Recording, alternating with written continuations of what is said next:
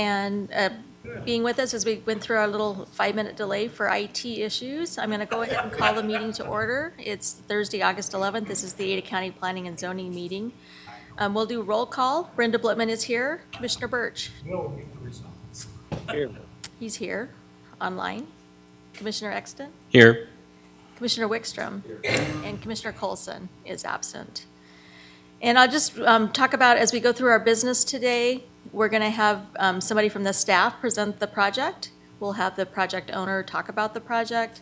We'll open the gallery up to comments from both in person and online. Those comments will be limited to 3 minutes, and then we'll come back and have the staff provide some additional questions, and then the applicant provides a rebuttal. So there's a process as we go through these projects. And we appreciate everybody being here today and participating. So we've got 2 items of unfinished business and 1 new business that we're going to lump together with a motion. And Commissioner Exton, it's your turn. Madam Chair, I would like to move to table project 2006-00071 ZCDAM and 202201-253 MSP to the September 15th, 2022 meeting, along with project 2021-03209 SHD to the September 15th, 2022 meeting. And lastly, I would like to also move to table project 2022-01404 CUMSP to the December 15th, 2022 meeting. Second.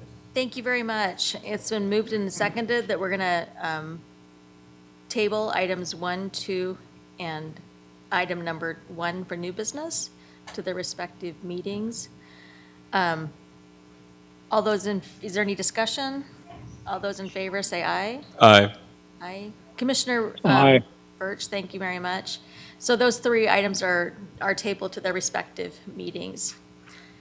Our next item is 2022-01626 CUMSP, and Mr. Danielson is going to provide us with information about this project.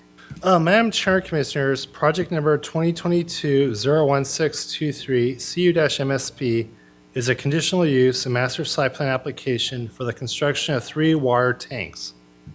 The property is located approximately a mile west of Highway 55 on parcel S0212120000 near Avamore in the Rural Preservation District and contains approximately 80 acres. The surrounding area is generally rangeland. Avamore Development LLC is proposing the construction of 3 500,000-gallon water tanks, 1 initial tank, and 2 future tanks for the City of Eagle with a gravel access driveway and surrounding berm. The water tanks will be located on a hill approximately 1 mile west of the Avamore Village 1 and approximately 5 miles east of Willow Creek Road.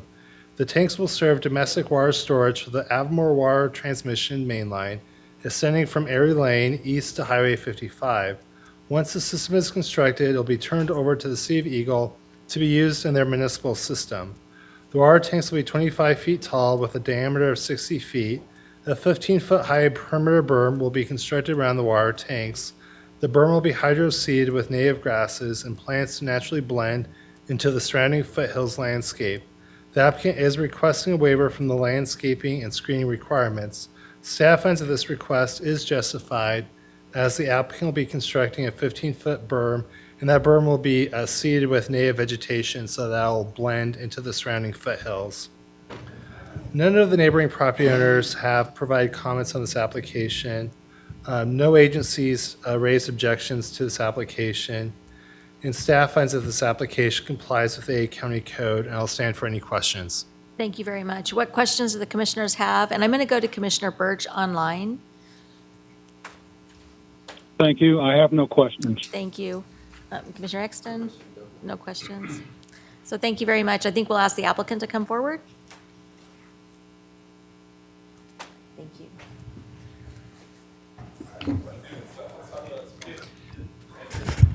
Good afternoon, Commissioners.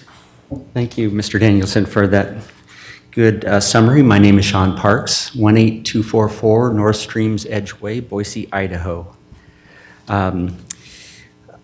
Just very quickly, Mr. Danielson did an excellent job in summarizing the project. We are looking at three $500,000 water tanks located approximately 1 mile from our existing Highway 55 and Avamore Village 1 development, and about 5 miles to the east of Willow Creek Road.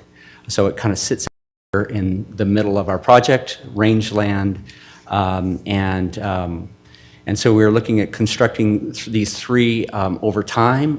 The first phase of the development would just be one tank, but with the full berm and also the full driveway access in place, which is a 25-foot wide drive perimeter around all three tanks with an access road. As mentioned, we're looking to hydroseed the berm that's around it with native seed.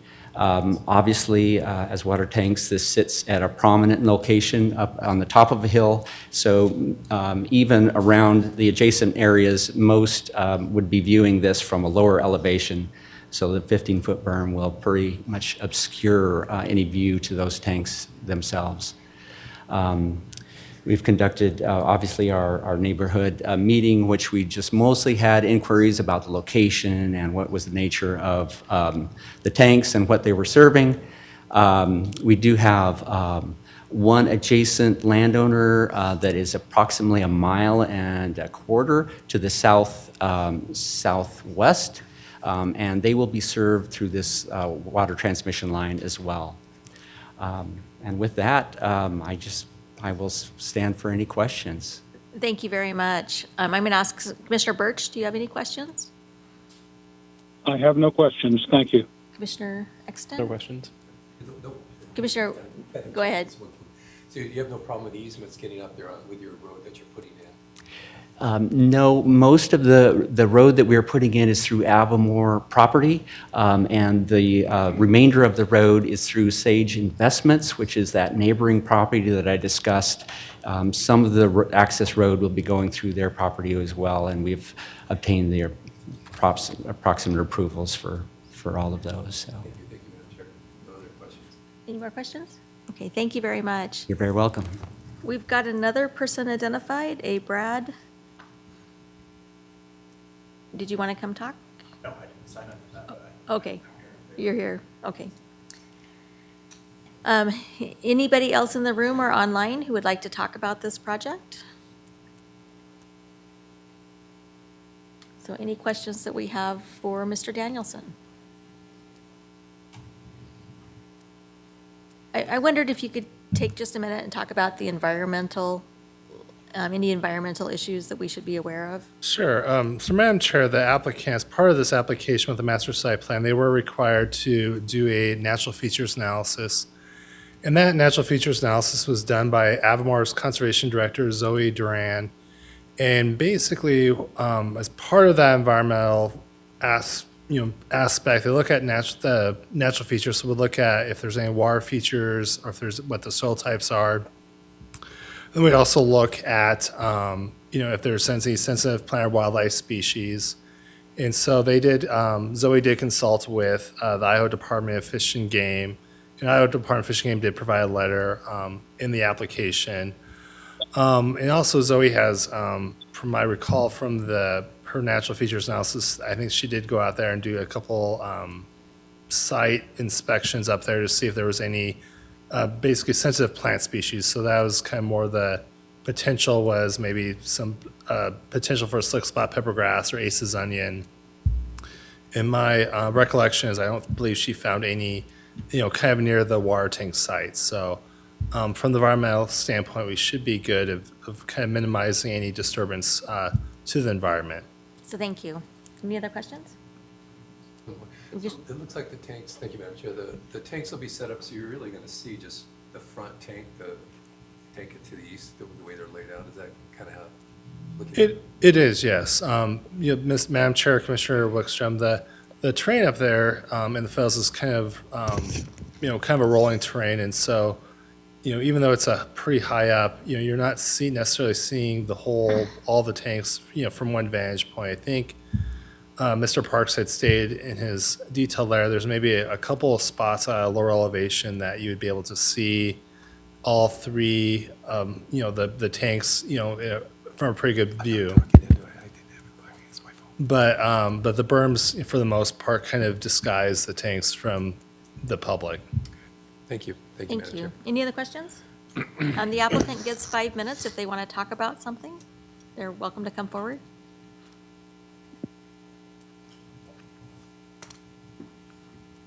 I'll just address that last question in brief. The tanks are 25 feet high. Again, they kind of sit at the top of the hill, and the berm is 15 feet high. So because of the vantage point, and pretty much encloses most all of the tanks themselves.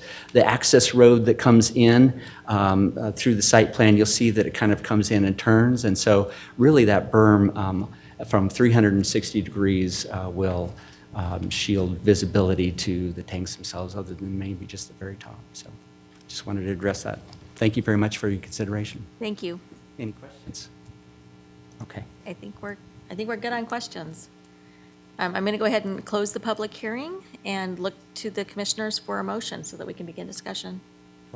Madam Chair, Commissioner Wickstrom. I'd like to move based on the findings of fact and conclusions of law contained herein, the testimony from the public hearing, the commission approves project 2022-01-623 CUMSP, subject conditions of approval attached in Exhibit A, and the master plans, site plans stamped June 29, 2022. Thank you. Is there a second? Second. It's been moved and seconded to approve this project. You want to take a minute, Commissioner Wickstrom, and talk about? Well, it seems they've done everything to put it far away from everybody so that it's going to be high up, but not very visible, and it's something, having extra water storage, especially in that area where they're going to be doing a lot of development, and the city of Eagle will have access to it, so it does help the community at large. So thank you. Commissioner Birch, do you have any comments? I do not. Thank you. Thank you.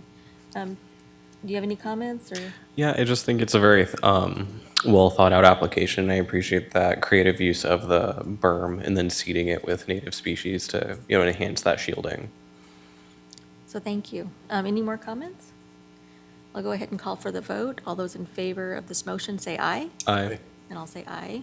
Aye. And Commissioner Birch said aye. Any opposed?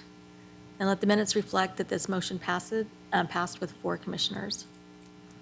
Our next project, thank you very much. Madam Chair, Yes. I'm sorry, definitely want to jump on the next project, but I thought we might pause to see if Commissioner Birch wants to leave and reconnect to see if he can get video, because I'm concerned he might not be able to see some of the things that you guys are seeing here. So if we could take a 3-minute Yeah. break for Yeah, Commissioner Birch. Commissioner, let's see if we can get Commissioner Birch so he can see the videos or see the pictures, because there's going to be some pictures that are important for some of the later projects. Okay. I will So- see if I can do that. Thank you. All right, Okay. Thank you.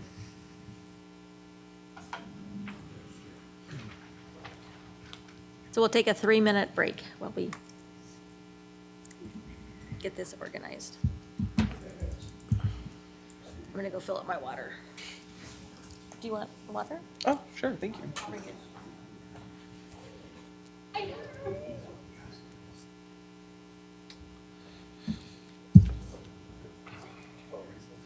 We did. Yeah, 3-minute break. Sorry. Need like a walkie-talkie system. We might just pause recording, like video recording, audio recording. It's a hot mic.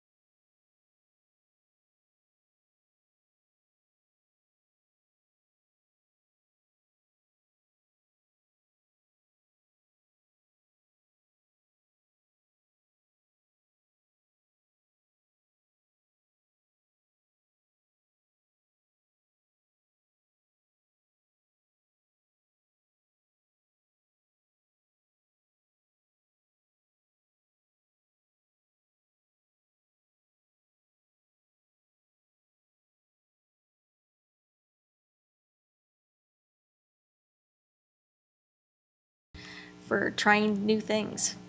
Our next project is 2022-01520S. It's Hale Aaron, and Mr. Letson is in charge of telling us about this project.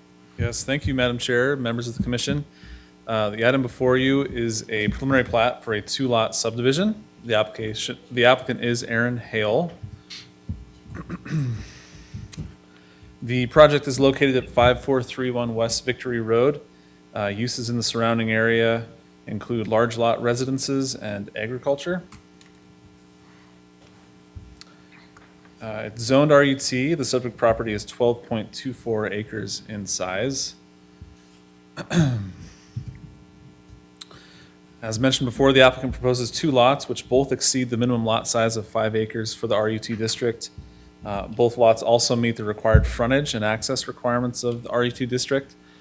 Both lots would have direct access to Victory Road. The applicant might share this in their presentation, but they are considering a private lane for one access point for the project. It also should be noted that the Ada County Highway District has not commented on this project yet.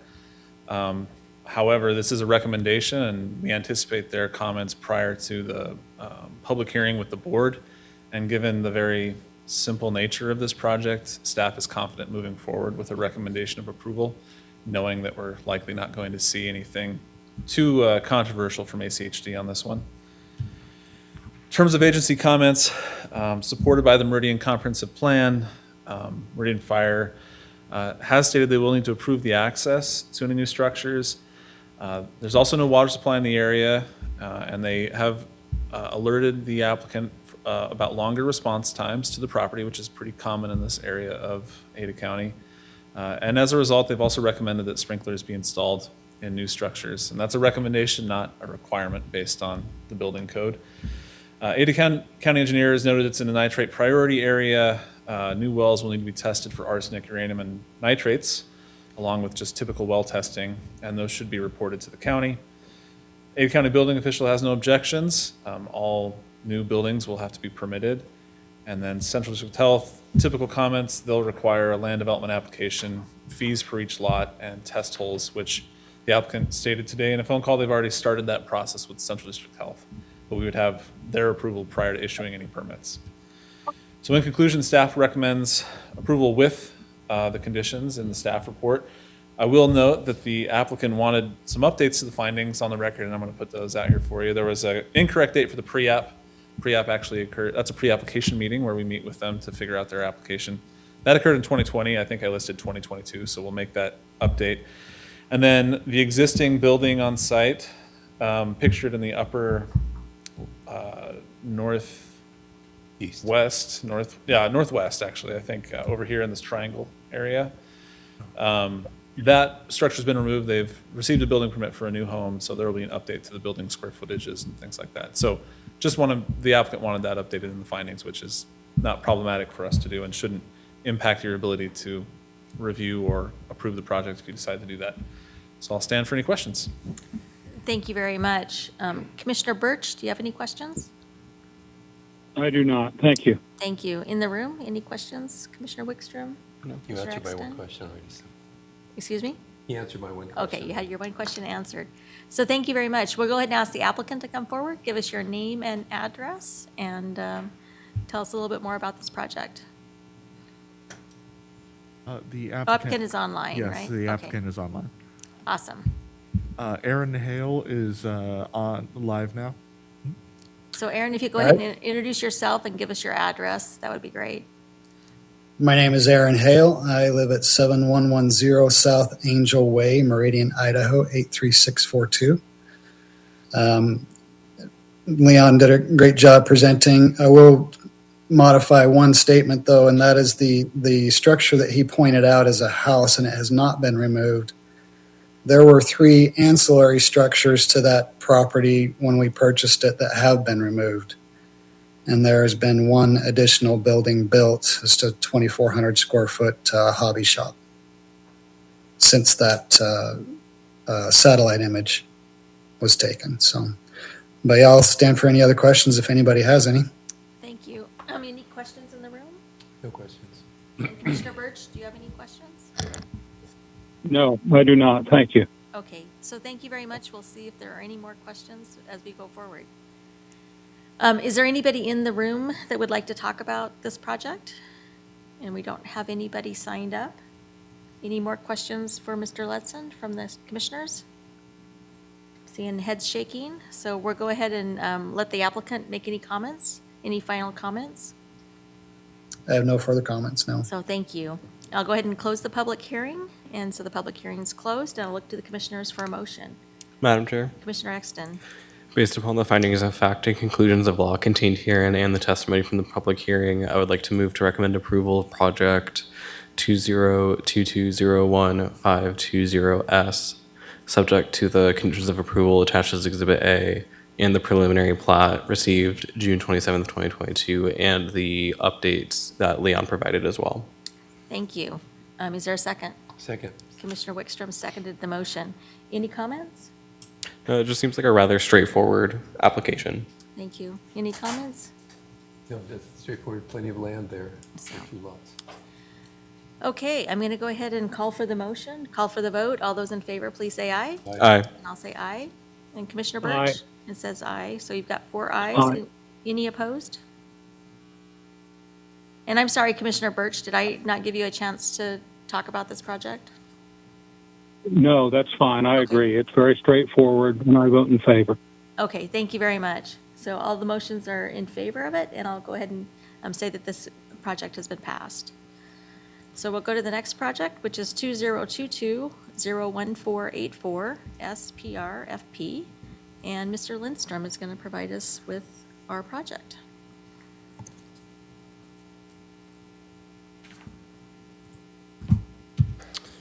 Thank you, Madam Chair. Yes, application 2022-014-4-S-FP-PR.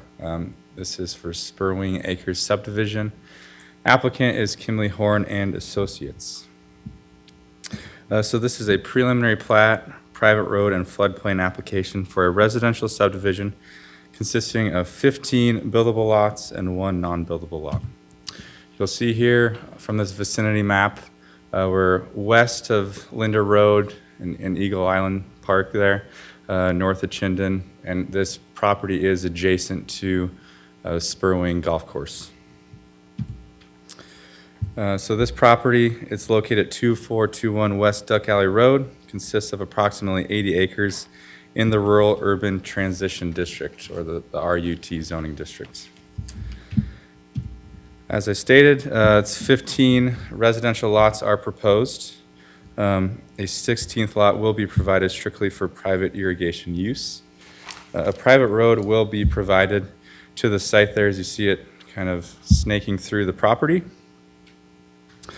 Each lot will contain the necessary frontage and access from the private road, and that private road is within a 50-foot wide easement, as this property is within Meridian's impact area. That private road will originate from Duck Alley Road, which comes off of Linda Road further to the east. All lots will be a minimum of 5 acres to meet the rural urban transition lot size minimum. The subdivision does comply with Chapter 8-6 of the Ada County Code, since it does meet the dimensional standards for the RUT district. A majority of the property is within the Special Flood Hazard Area Zone AE of the floodplain. Therefore, a floodplain application was required, and they did submit that with this application. All structures shall be elevated to 1.5 feet above the established base flood elevation, so that is a requirement. As I stated, the property is within Meridian's impact area. The figure here is Meridian's future land use map. It designates the site as low-density residential, which is intended for single-family homes at densities of 3 dwelling units or less per acre. The proposed 15 lots are 5 acres in size or larger, and the application is compatible with the comprehensive plan. So staff is recommending approval with conditions. However, here there are some additional comments that have been provided from the Meridian Fire Districts, and I'm going to pass those out to you now. These were submitted just yesterday, and they provide some information on the private road as well as a recommendation of sprinklers. So I'm going to come up and give those to you right now. I'm wondering if we have that available electronically for Commissioner Birch. Yeah, I'm going to try to pull it up on the Elmo. Thank you. Read them into the record too, Connor. Okay, it's a little lengthy, but I'm gonna try to. I'm not sure if the Elmo is available here, but I'm gonna try it. Either way, this exhibit that I'm gonna enter into the record is going to be exhibit number 37. This is from Joe Bongiorno with the Meridian Fire District. He provided some requirements for the private road. And then also he is recommending that sprinklers be provided for the future homes that are in that subdivision. Once again, this is a recommendation, not necessarily a condition. But we do have in the conditions of approval before you that the private road shall comply with the requirements of the Meridian Fire District. In addition, as is with Mr. Letson's project, we did not receive, oh, there we go. Let's see here if I can get this in front of you, just so you can have it.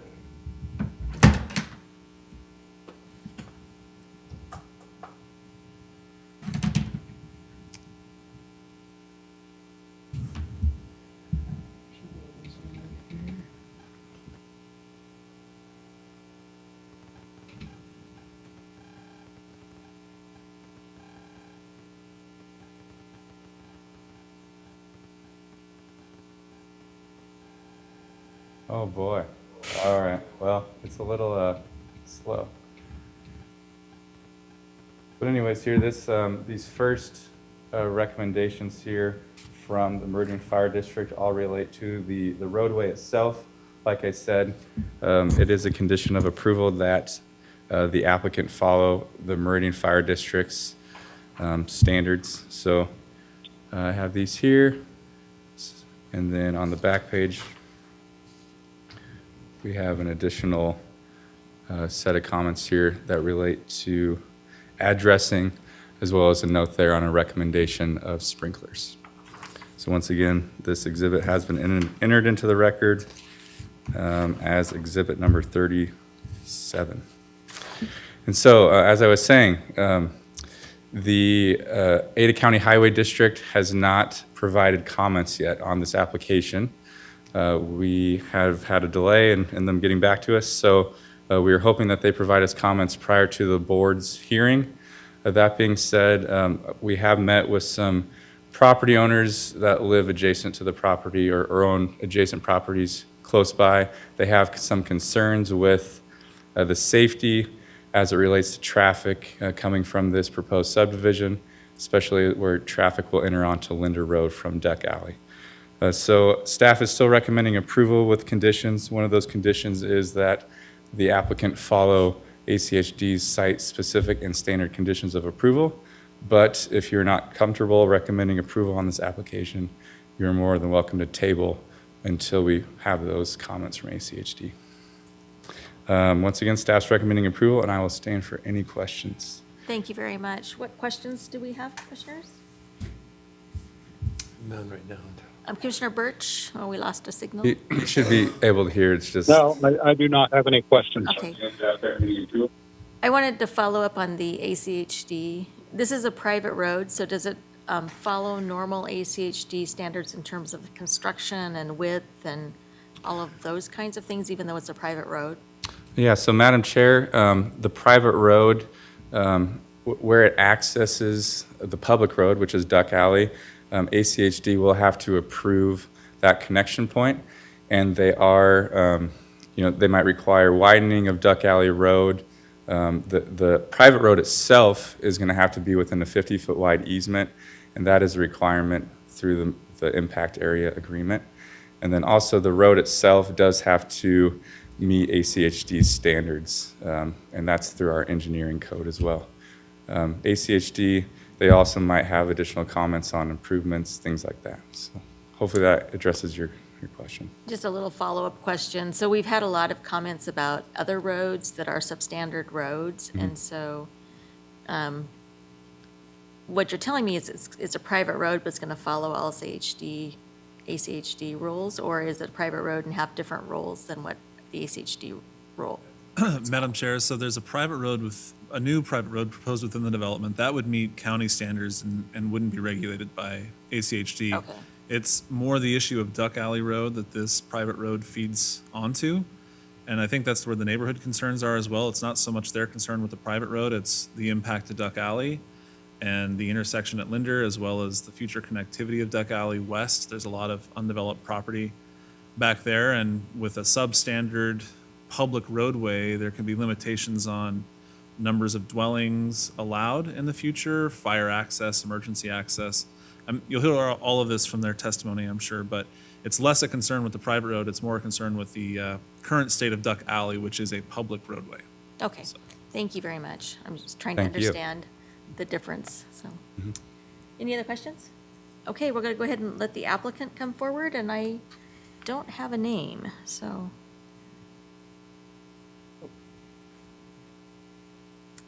If you'll give me your name and address, and we'd love to hear more about your project.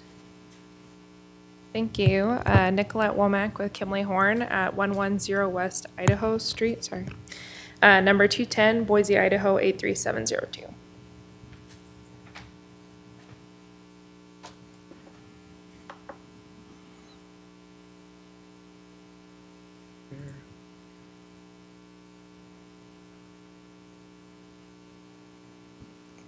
Okay. Awesome, thank you. So again, tonight we're here requesting approval of the preliminary plat, private road and floodplain. Next slide, thanks. Before you tonight, we have our developer, Rick Trevino with Cedar and Sage Homes. Telebard is a civil engineer with Kimley Horn. I'm a planner with Kimley Horn, and then our other civil engineer, Ian Conair. Next slide. Cedar and Sage Homes is a custom home builder, and they've built several communities across the Northwest. Next slide. Shown here are several example custom homes they've built. So you can see that they understand the Pacific Northwest look and feel, and they create very specific buildings for each site. They're not, kind of cookie cutter. Next slide. Again, I won't repeat, but you know where we are. Next slide. We began the application process in November. We had our pre-application meeting. And then in March, we had a neighborhood meeting. And then we submitted in June, and that got us here tonight. So you can see we've had continuous conversations with the agencies, Ada County and ACHD along the way. So we've had time. Next slide. So again, 80 acres, 15 units. Average lot size is actually 5.23. And then if we go to the next slide, I think we can talk through the different roads. So again, Duck Alley Road, it hugs a portion of our northern property line for about half the site. And then it becomes which is a public road, Duck Alley, becomes a private road as it goes through our site with fire turnarounds and everything. The Duck Alley roadway is currently between 20 and 22 feet wide. And so talking with ACHD, the minimum requirements at this time is to expand that to the required 24 feet all the way up to Linder. So we've already talked through the future, the goals of bringing that road into conformance. So we anticipate those comments just fine, and we'll keep working with them to get them in the record. Next slide. This is an example of the custom home they're looking at, one of the custom homes they're looking at this site. So you can see here that is a unique architectural style. It has variation and modulation, and then there's a lot of indoor, outdoor elements as well, and fenestration as well. Next slide. We've received the county staff report, and we agree with all the conditions of the report, and we'll stand for any questions. Thank you. Thank you very much. What questions do commissioners have? Madam Chair. Commissioner? Thank you, Madam Chair. Just a clarification, so you're working with who now to improve that part of Duck Alley from your project that goes out to Linder? Our developer is handling that process, but they're working with ACHD to confirm the exact language of the requirements on that part. Okay, thank you. Thank you, Madam Chair. Commissioner Birch, do you have any questions? I don't have any questions. I will mention I am able to see everything now on Oh, good. YouTube, so thank you. Thank you very much. My question is the late exhibit that we received from the fire department. Did you have a chance to review that and? Correct. Yep, we that- have reviewed it, and everything we're able to comply with, so. Okay. Thank you. I think we'll go ahead and listen to the other people in the room, and then we'll call you back up. Thank you. I've got two people identified, Raymond Aranda. I'll defer to Tim Gibson. Oh, so Tim Gibson, okay.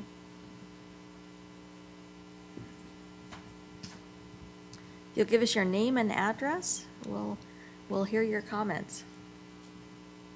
I'm Tim Gibson. I live at 2074 West Revere, but I am a part owner in the ranch at the end of Duck Alley at 3200 West Duck Alley Lane. And I want you to know we're not opposed to any of the developments in the RUT zoning with the 5 acres. I think it's a nice asset down there. But I'm especially concerned about the safety down there.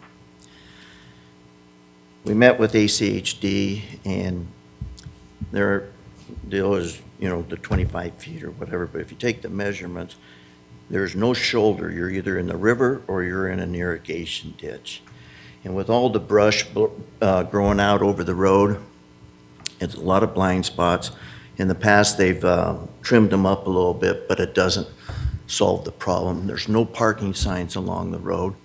But with the growth of Boise, we have a lot of new rafters, fishermen, and swimmers coming down there. They've discovered that area down there. And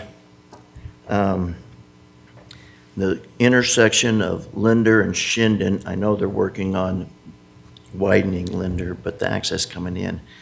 And with these 5 acres, there's going to be a lot of horse people coming in there, trailers coming down that road. And with the homes, we're going to see, we've been there 30 years, the amount of UPSs and the big trucks, the garbage trucks coming down there, you can't pass. You have to pull over and stop to let people through there. And there's no, I believe, for emergency vehicles to be able to come down there and be able to turn around, especially at the intersection of the new private road and Duck Alley Lane. We're at the end, so if something happens to us, we're landlocked. We have no access to go around through the new subdivisions or up Duck Alley, and if there's something in there and we're in an emergency, we're in trouble. And I think these things need to be considered and looked at over there.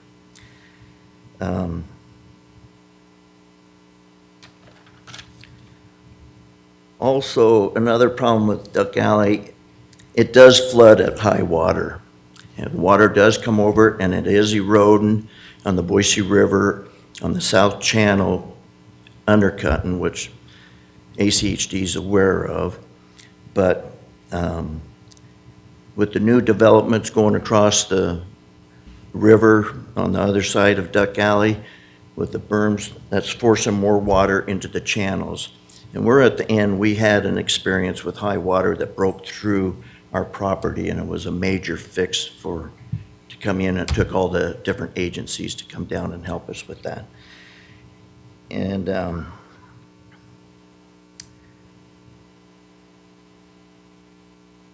with ACHD is only allowing 33 homes or 1,000 trips. And that prevents us from being able to have the ability to develop. We have 80 acres down there. The zoning allows us to have the homes built down there, but ACHD's ruling is not to allow but 33 homes. So I guess the first developers get the choice homes, and we're left out. We're still in the cattle business. We like the cattle business, and we're not ready to retire from it to become developers. It keeps us out of the nursing home, so we like it. And they do not want to extend Duck Alley west, and there's 2 other farms down there that are probably 500 acres in there that are landlocked. And I understand ACHD doesn't have the money or doesn't want to spend the money to fix Duck Alley, but it's a hazard. And I mean, there's no maneuvering anywhere on it, and I guess it's, my feeling is, since ACHD is preventing us from future developing at a later time, because these other properties, there's quite a bit of land down to the end of Duck Alley where we're at.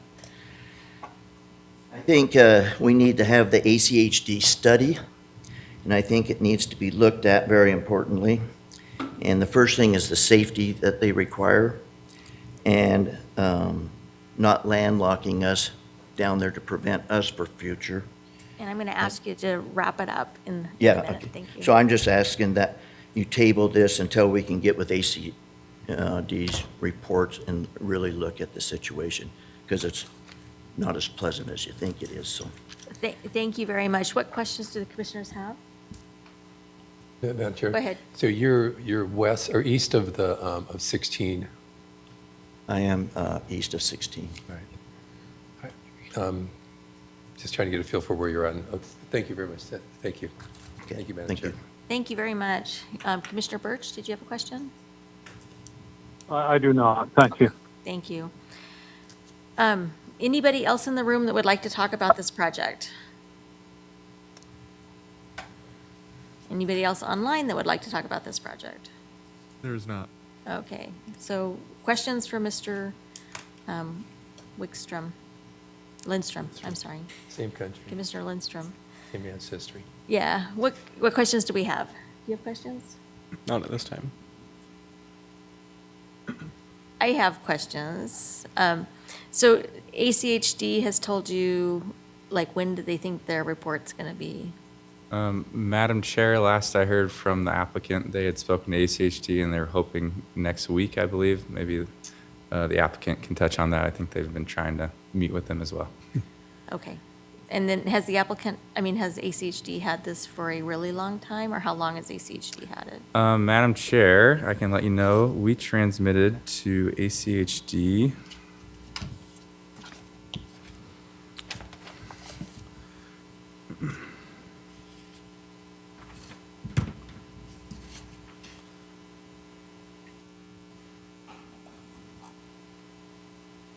So Exhibit 25, sorry about that.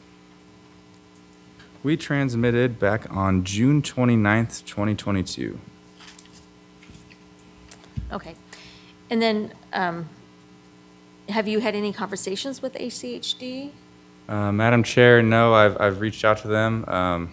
They've just had some issues with their transmittal process, and they're just delayed on everything. I know. They won't give us any comments. Yeah, okay. So I didn't know if they've given you informal comments, but no formal comments. Unfortunately not. Okay. Any other questions? Okay, the applicant gets a 5 minutes to provide any sort of rebuttal. Evening, members of the commission. My name is Teller Bard. I'm an engineer with Kimley Horn. Address 110 West Idaho Street, Suite 210, Boise, Idaho 83702. I'd just like to address a few of the questions that you all have raised, as well as the questions that Mr. Bishop raised. So our preliminary discussions with ACHD happened when the property owner was closing on the property, just to understand what requirements might come upon the project from ACHD. One of the things that we did not mention, so we mentioned that the width would be increased to 24 feet, which is conforming for this type of road in this classification and in this area. There is a shoulder requirement of 3 feet as well, so that will address one of Mr. Bishop's concerns about just it being a drop-off from the edge of pavement to an irrigation canal or a river. Mr. Bishop also raised a concern about the brush. ACHD has a 50-foot right-of-way corridor along Duck Alley, so maintenance in that corridor would be ACHD's responsibility. I believe there are formal avenues to have that resolved with the highway district.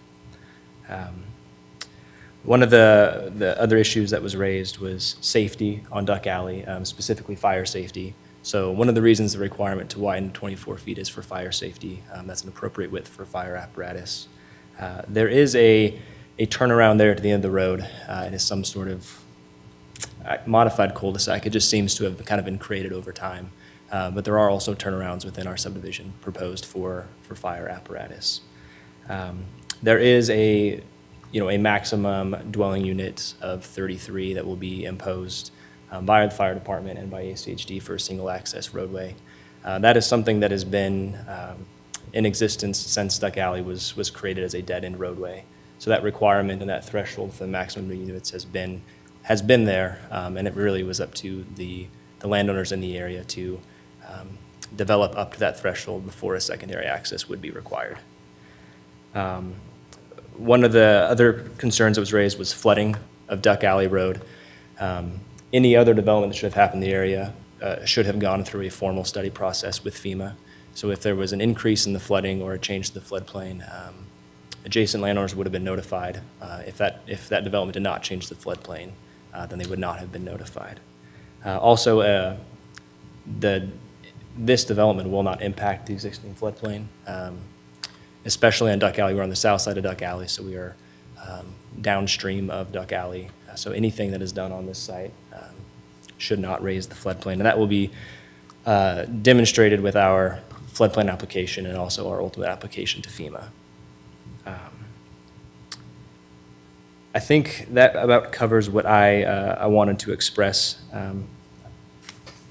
Connor mentioned that our application was routed to ACHD on July 29th. It seemed like their issues with transmittal, they didn't receive it until July 28th, so just about 12 days ago. We have reached out to our planner there, and they expect to have comments end of this week or early next week.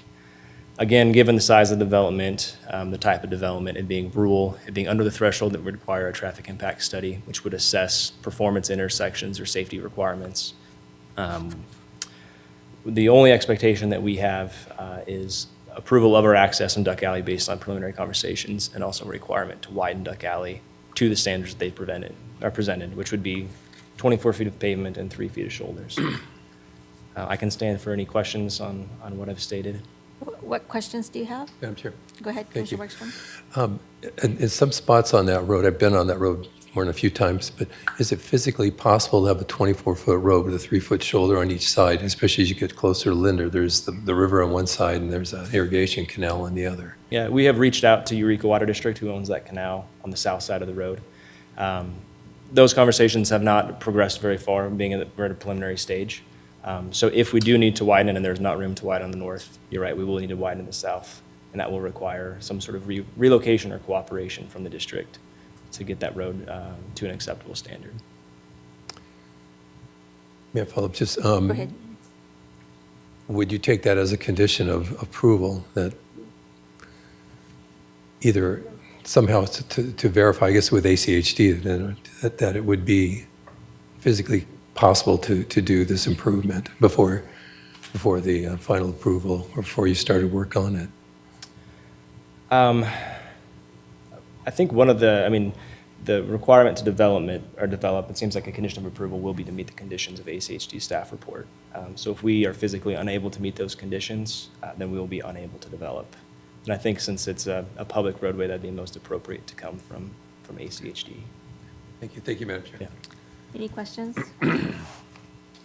I'd like you to repeat what you said just a couple minutes ago about what conditions you would be acceptable, given the fact that we don't have ACHD's report.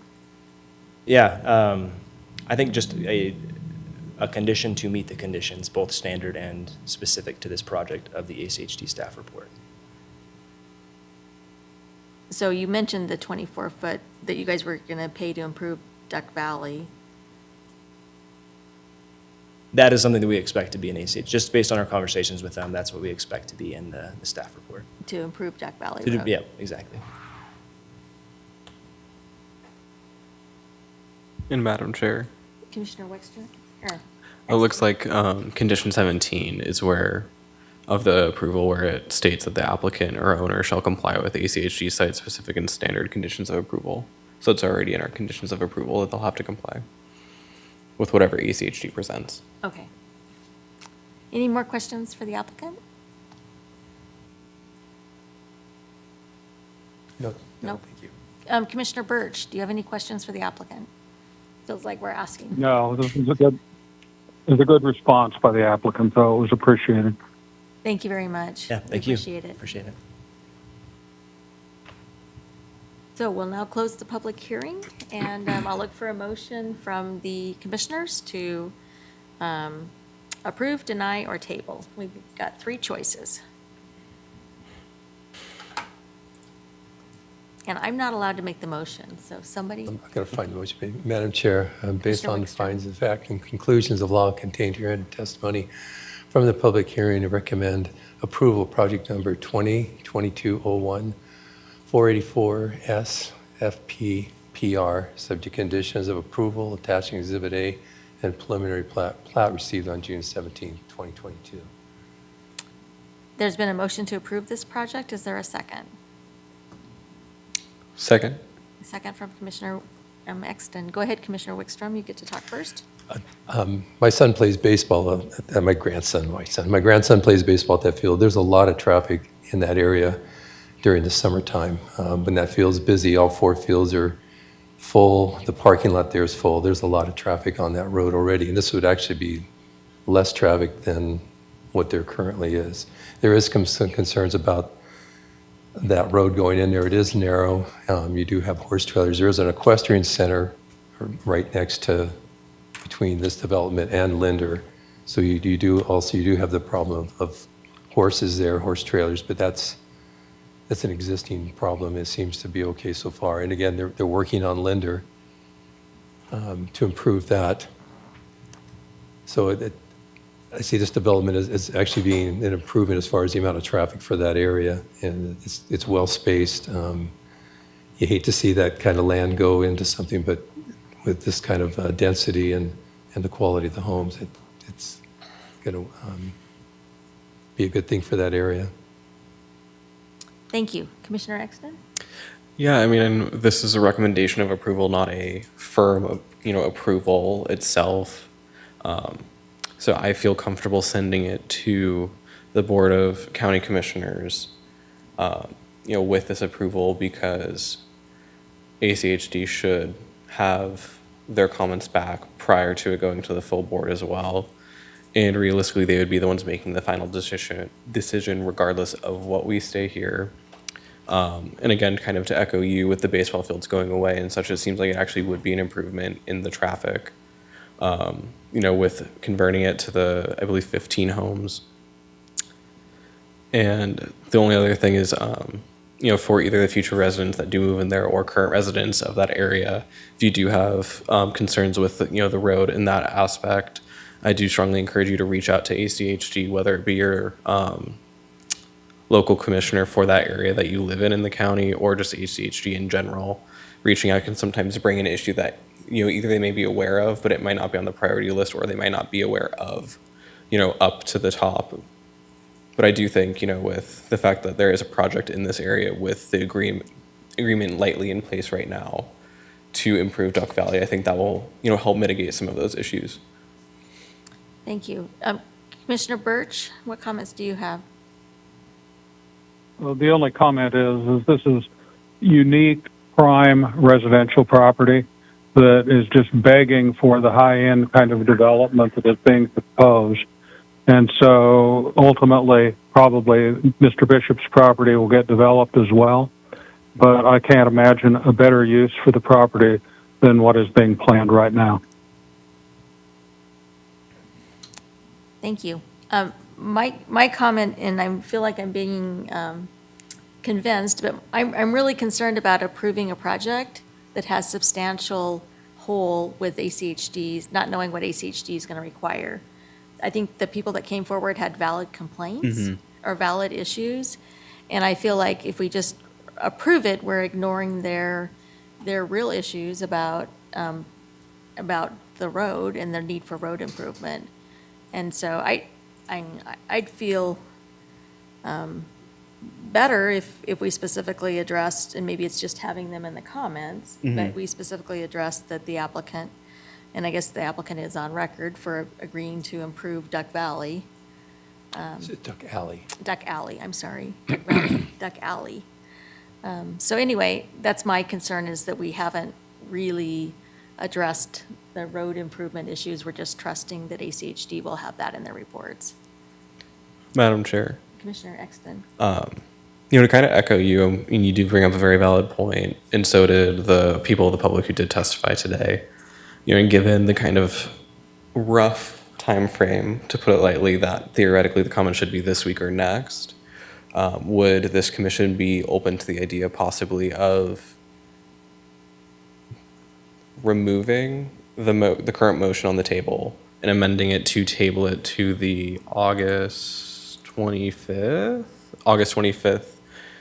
hearing, assuming there's no conflictions with other things that meeting from staff? We're going to check to see if we're going to have an August 25th hearing. Madam Chair, Commissioners, we currently don't have that. I mean, it's a backup hearing. Technically, there's no notice or anything that we would have to do for this item if everyone wanted to come back in 2 weeks. I would be concerned that that still wouldn't give everyone enough time to process the information. I don't want to jump into your motion here too much. I think there's going to be some more conversation with ACHD that needs to happen at a higher level, and I'm certain our board is going to ask a lot of the questions that are being asked here as well. But yeah, I don't think 2 weeks is enough. If you wanted to table it, you'd probably have to go to the 15th of September, and I'll just let you know that agenda is looking pretty full right now. So, but you can do that if that's the discretion of the decision of the P&Z. So, Madam Chair, we've made decisions before where ACHD was kind of we're waiting for comments for them. Just on the other side of Linder from this project, there was that, was it 13 homes that were being built, and there were all sorts of problems with Linder and things that could have been taken care of to ease the burdens over there, but we went ahead and approved that, waiting for ACHD and future improvements to ease the problems there. This area has already shown that it can, maybe not very well, but there at times that baseball field will have a few hundred people there, and probably at least 50 to 100 cars going in and out of there through the summer. And as far as the developer, you don't want to have people buying multi-million-dollar homes coming down some shabby little broken down road with blind turns on it. So it's in their best interest to make sure that gets done well and that's improved, just for the betterment of their project. Well, and I think those are really good points. Commissioner Birch, do you have any comments? No, I agree with everything that's been said. I mean, ACHD certainly does not hesitate to take a very conservative position with respect to what it requires of applicants. And I suspect that will be true here. As Commissioner Wickstrom has said, we have approved similar projects in the past.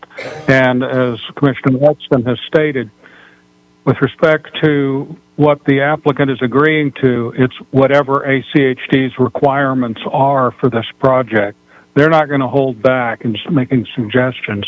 So I feel comfortable saying, yes, we will approve the project going forward, subject to, as Commissioner Exton says is already in there, the applicant complying with whatever ACHD mandates. Okay. Any other comments? I'll go ahead and call for the vote. All those in favor of this motion say aye. Aye.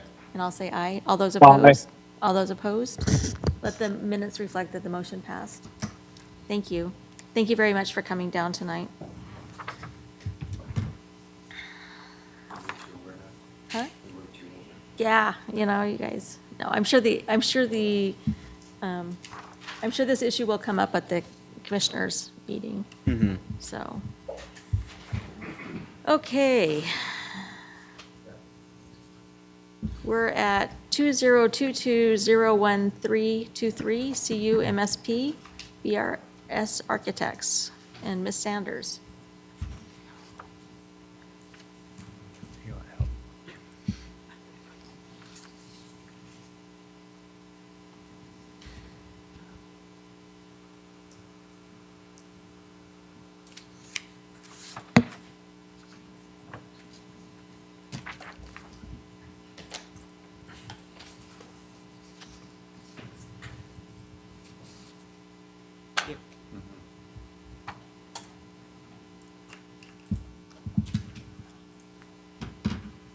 Madam Chair, Commissioners,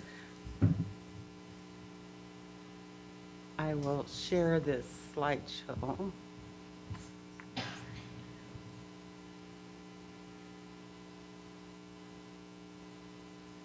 man.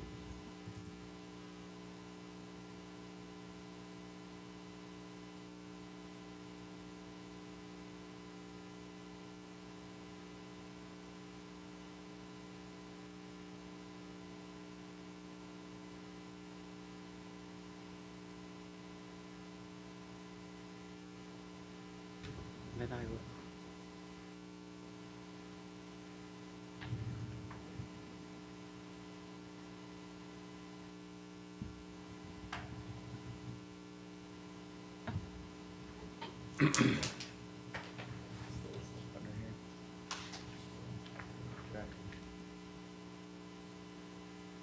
There you go. Okay. Madam Chair, Commissioners, this is project 2022-01323 CU-MSP.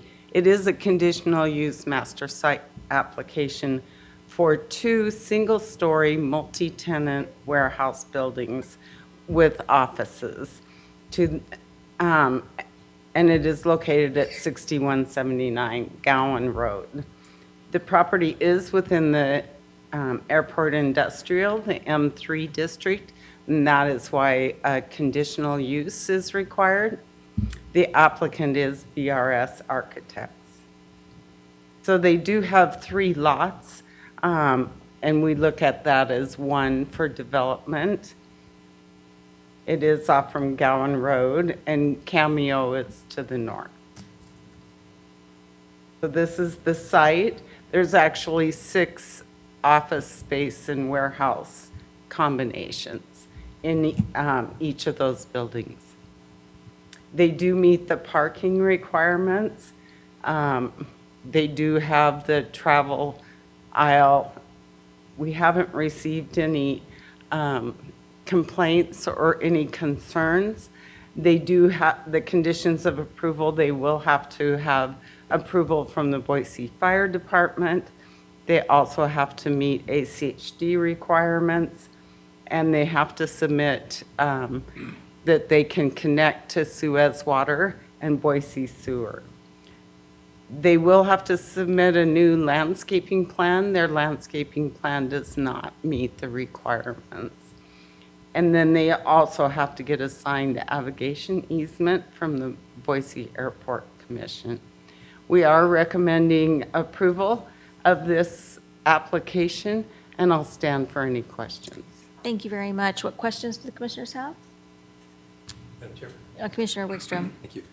Just a quick, go back to the pit, the one that shows the building layout. Is there a, it looks tight, and obviously the architect, I'm sure, is aware, but there are condition, or requirements for separation of the buildings. Shows the site plan, that one right there. This is actually their truck parking where they can back in. It's one structure, and then they break it up. They will have to meet the building code and fire code for the safety inside those structures. I'm talking about the distance between the 2 buildings and where the trucks are pulling in, especially towards the northeast side. So there are. Right, Is in there this sort of- area? Yes, Okay, so this is actually like a sidewalk. The building is at this area, and their building is over here. There's quite a bit of separation. Okay. Because we require the 22-foot drive aisle. That's why there's a requirement for that. So, okay, thank you very much. Thank you, Madam Chair. Thank you. Commissioner Birch, do you have any questions? I do not have any questions. Thank you.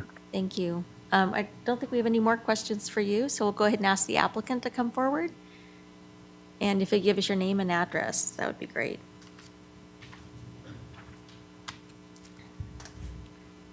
Hello, Christine Aiken with BRS Architects. My address is 1903 Broadmoor Drive, Boise 83705.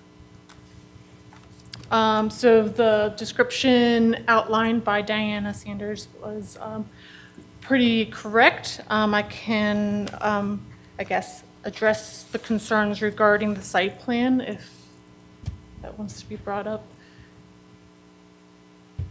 It'll take me a minute to get it back. You are correct. It is a very tight site, but we've been working with both the civil engineer and then also design standards for truck turning radiuses, also working with ACHD as far as the access to the site, and we feel very comfortable that we'll be able to make the site separation, the building separations work.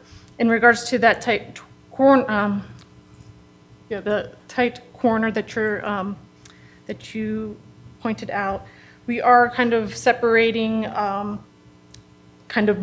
have like no parking areas kind of designated so that trucks can have better maneuverability to get in and out of these sites. Also, the types of tenants that would be going into that site would be kind of constrained by those loading areas, so they would be required to only have the smaller box trucks type trucking or spots at those locations. And I guess as far as the conditions of approval, we've reviewed them all, and we are willing to accept and agree to those terms. Thank you. What questions do the commissioners have? Any questions? I wondered if you had a public hearing, and if anybody came to the public hearing, and if there was any comments. No, yes, we did have a public meeting at the site, and we had no one show up and no questions submitted. Okay, thank you. Commissioner Birch, do you have any questions? No, no questions. Thank you. Thank you very much. We'll see if there's anybody else that wants to make comments. So is there anybody online that would like to make comments? There is not. And is there anybody in the room who would like to make comments? And so then we'll go back and, do we have any more questions for Ms. Sanders? I don't see any questions. Commissioner Birch, do you have any questions? I do not. Thank you. Thank you. If you'd like to make any rebuttal, you're welcome to, or call it good. Okay, I'm going to go ahead and close the public hearing, and then I'll look to the commissioners for a motion. One of three choices. Madam Chair, Commissioner Exton. based upon the findings of fact and conclusions of law contained herein, I would like to move to approve project 20220132 CUMSP, subject to the conditions of approval attached as Exhibit A. Second. And there's a second, so thank you very much. Do you want to make a comment? I mean, it seems like a very straightforward application, kind of similar to some of the other ones that have been here tonight. And I do appreciate kind of that, not necessarily forward thinking, but thinking and acknowledging the fact that that will be a tight little spot. So, making those adjustments to make it a little bit more user friendly in those areas. Thank you. I'm going to go ahead and call the question unless anybody else has comments. So all those in favor of this motion, please say aye. Aye. And I'll say aye. Aye. And Commissioner Birch said aye. Any opposed? And let the minutes reflect that this motion passed with 4-0. Thank you very much. Mr. Lindstrom has the next one, which is 2006-00219, CPA DAM, and 2022-01329 VAC. Thank you, Mr. Lindstrom.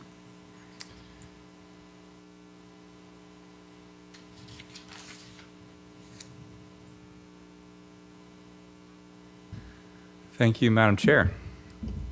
Yes, application before you. It's got a long number here. It's 2026-00219-CPA-DA-M and 2022-01329-VAC. This is Dry Creek Ranch Plain Community. Applicant is Boise Hunter Homes.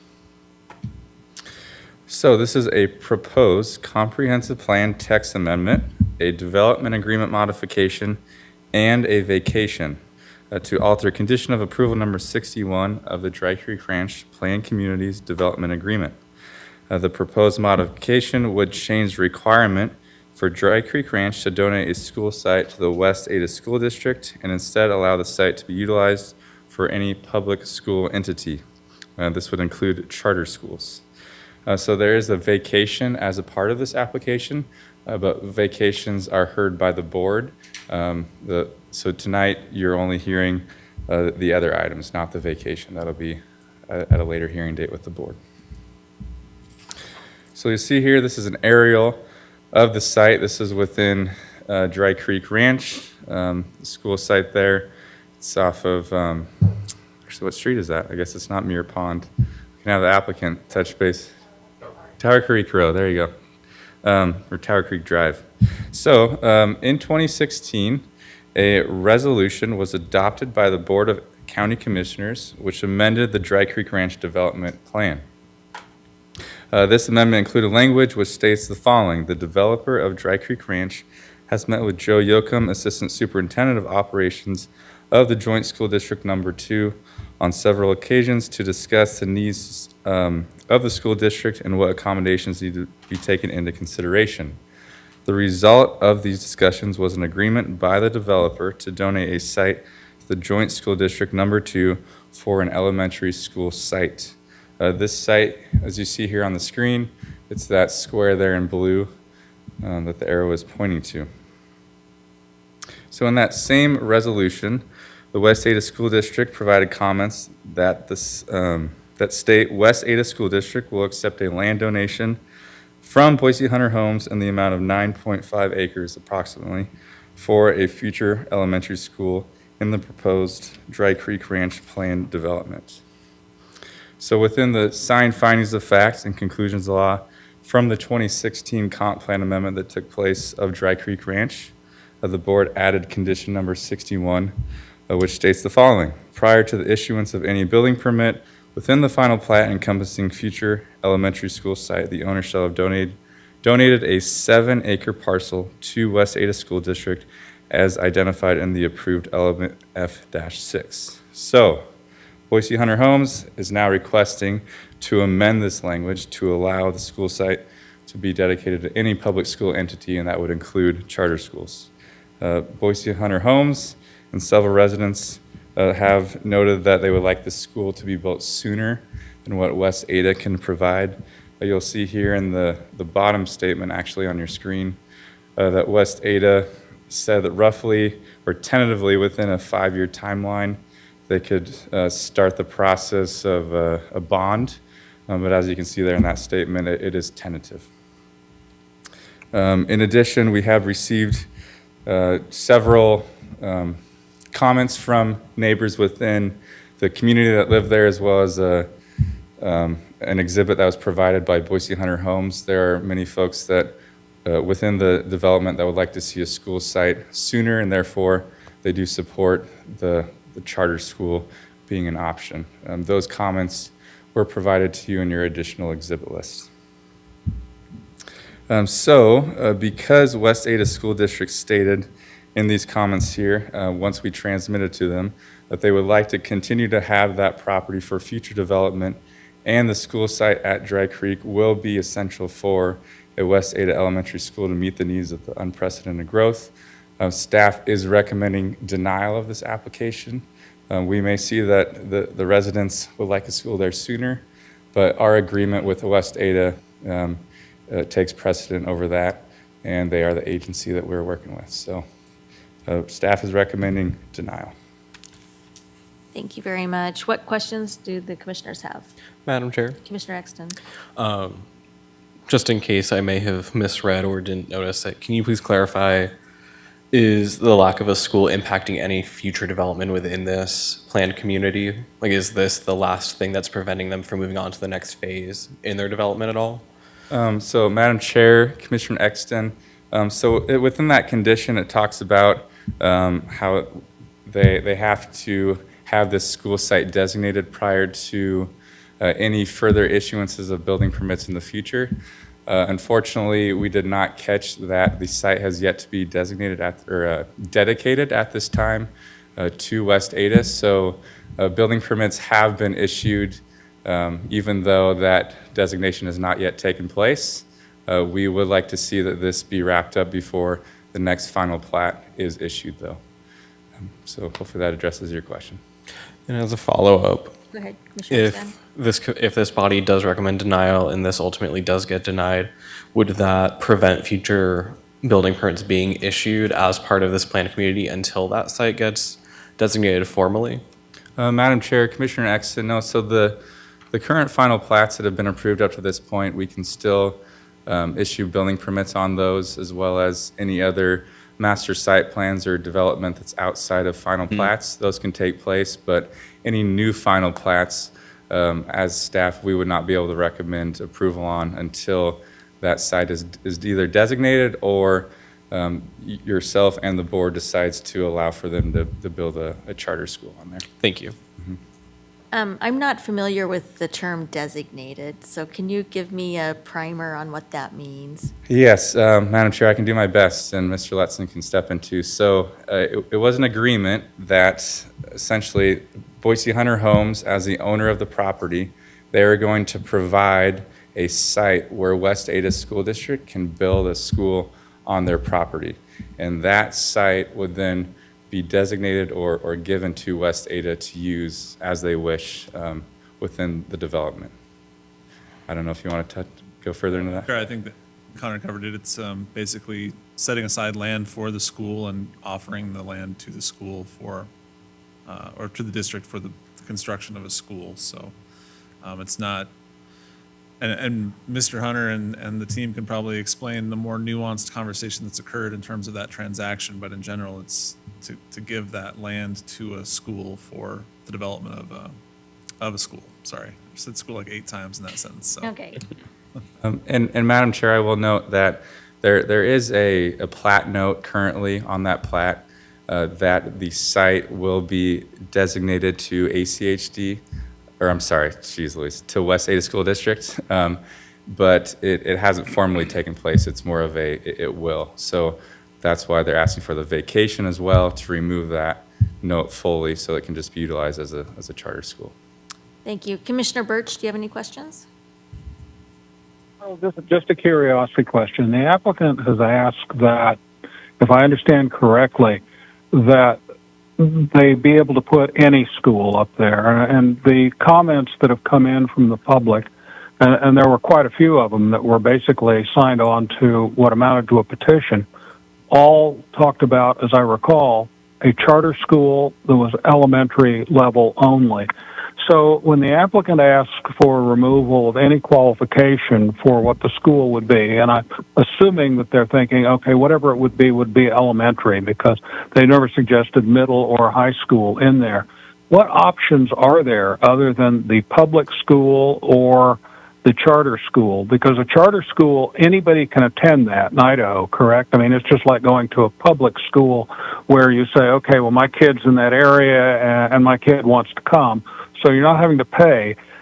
The only other one I can think of is private school, which, based on what the applicant has asked for, would be allowed there if that's what the applicant put in. Is that correct? Or are there other types of schools besides public, charter, and private?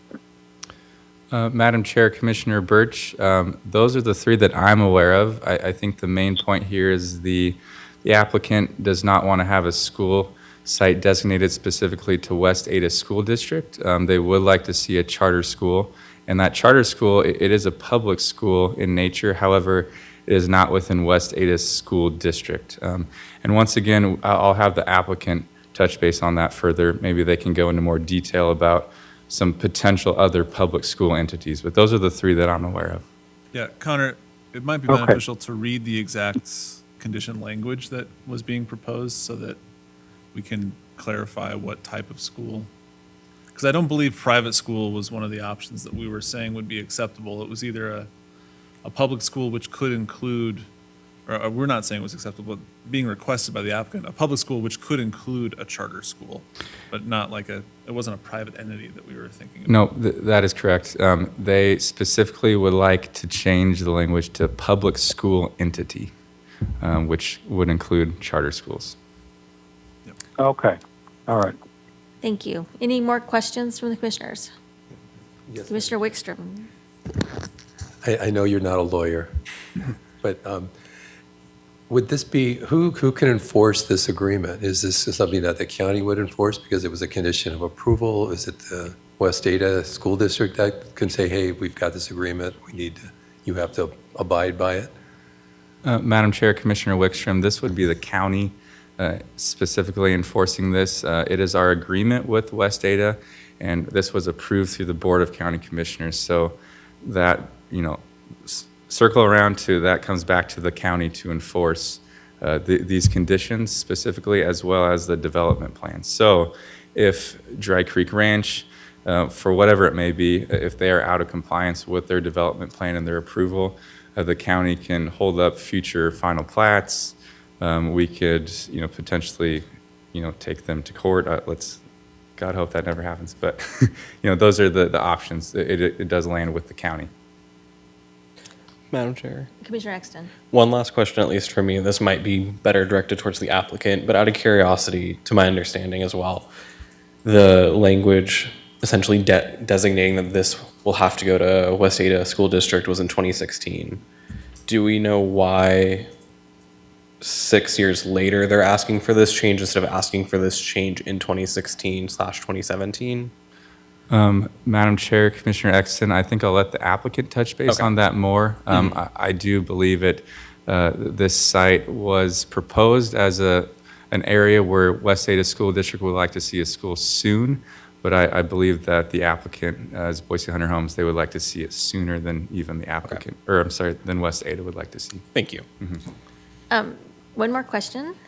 So as part of the normal subdivision process, when we bring subdivisions through, is there a process where we reach out to the school districts and ask them to comment on whether or not they support the subdivision or not?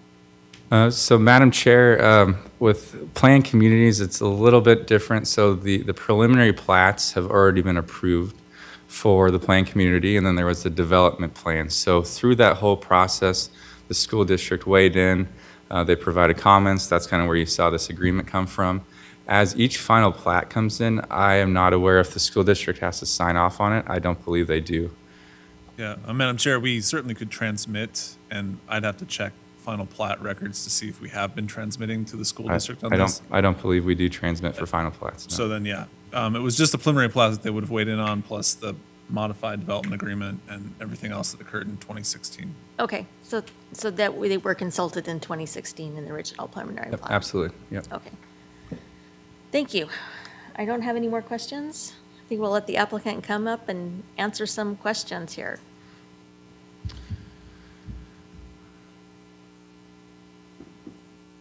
Good evening, Madam Chair and members of the commission.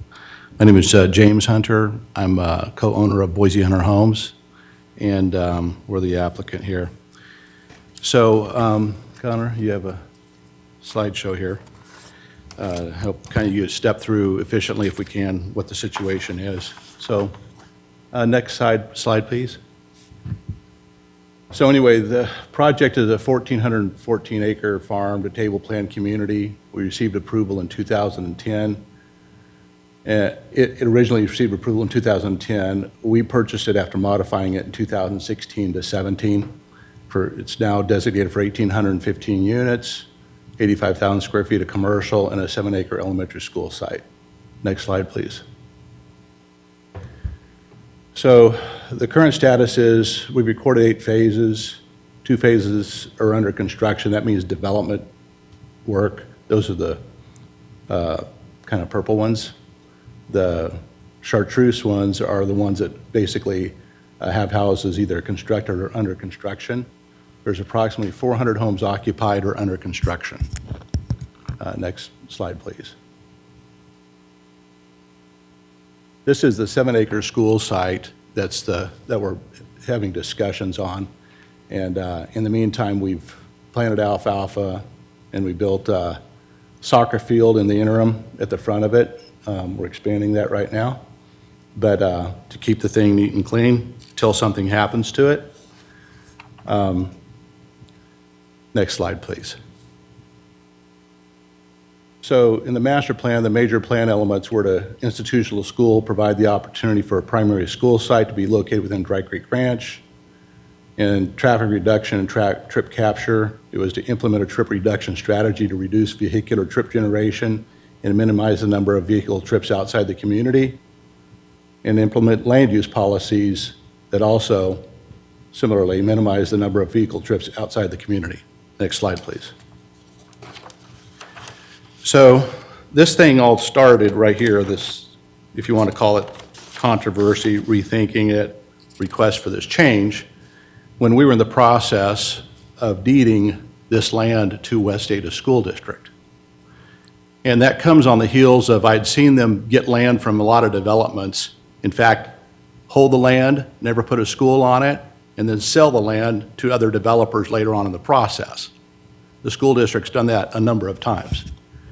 So I'm here strictly for our community, strictly for the kids, strictly for making sure they have a place to get educated as quickly as possible. And so in that negotiation, the document on the left was the actual deed we were going to deed it to. So when you guys have used the term designate, that means grant it. That means deed it, like you're deeding your house to somebody. It's a physical gift. And this site, by the way, we weren't asking any school district to pay for. We've stubbed all the utilities to it, totally improved it, and we're giving it away for $0 for free. Meantime, they're out buying school district locations and other locations for other schools, but this was a free gift. And so we wanted to basically say, well, listen, in light of the fact that you've resold school sites to other developers, we're giving you this school for a school, and we want the school here as fast as possible for these students. So we'd like to have a document in this left-hand document that says if you don't start this school at a certain time frame, you give the school back to us. At that point, things became crystal clear.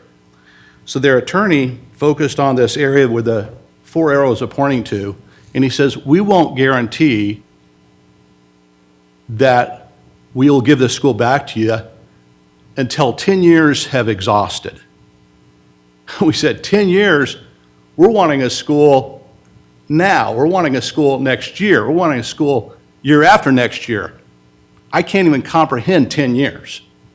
That's ridiculous. So that's where the West Ada School District showed their cards. I mean, they've got a district to run. They've got a priority of schools. They have to, they're a great school district, but they have to administer their funds as they see fit. And they basically were crystal clear they wouldn't commit to within 10 years.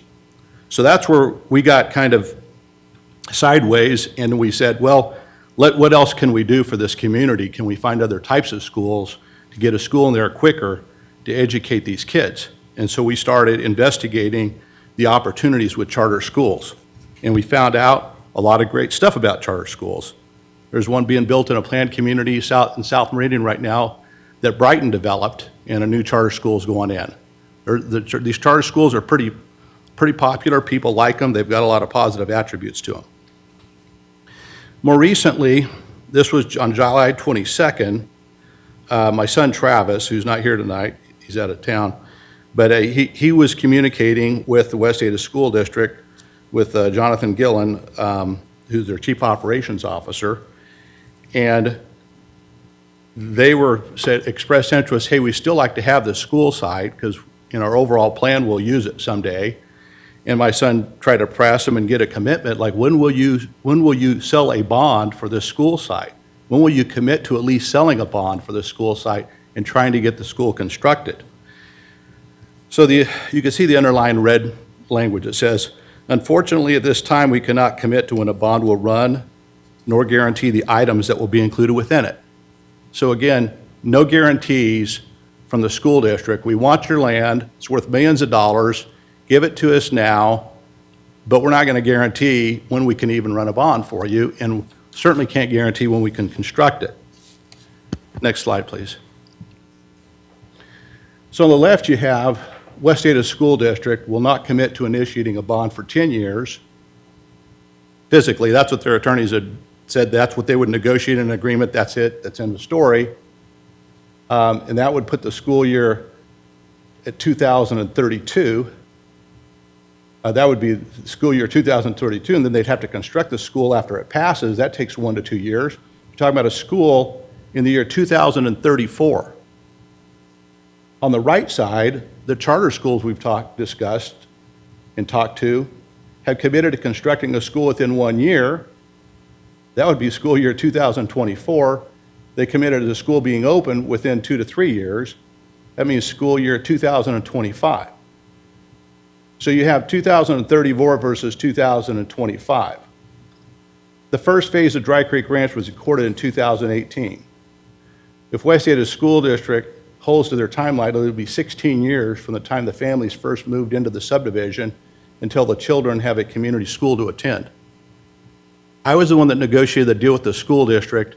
I would have never committed to giving them this site if I'd known they were simply going to buy it, ice it down, and inventory it, and never really provide a school for the citizens of Dry Creek Ranch.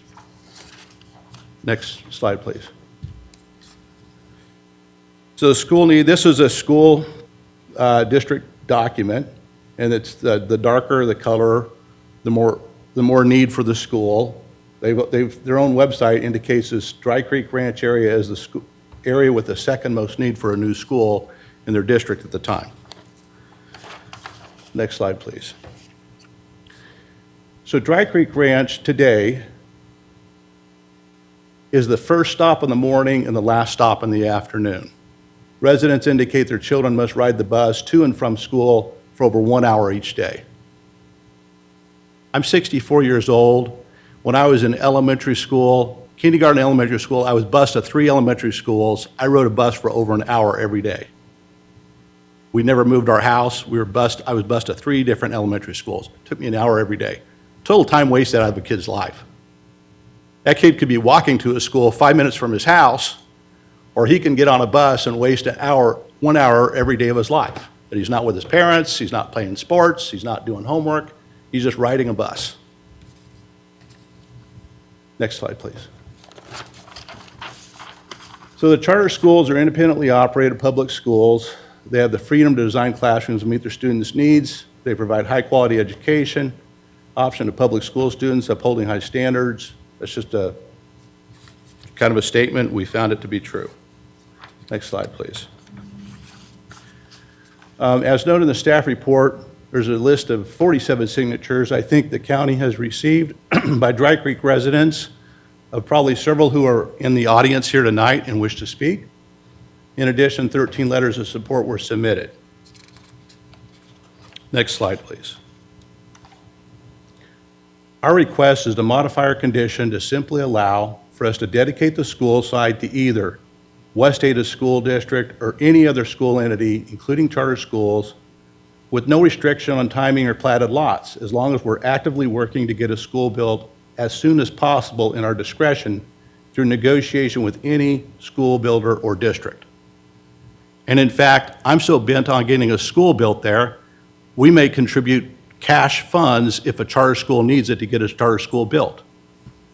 But I just think, 16 years goes by, there's kids that have moved into that neighborhood that were 1 year old, they'll be graduating from high school and have never had a school built in their community.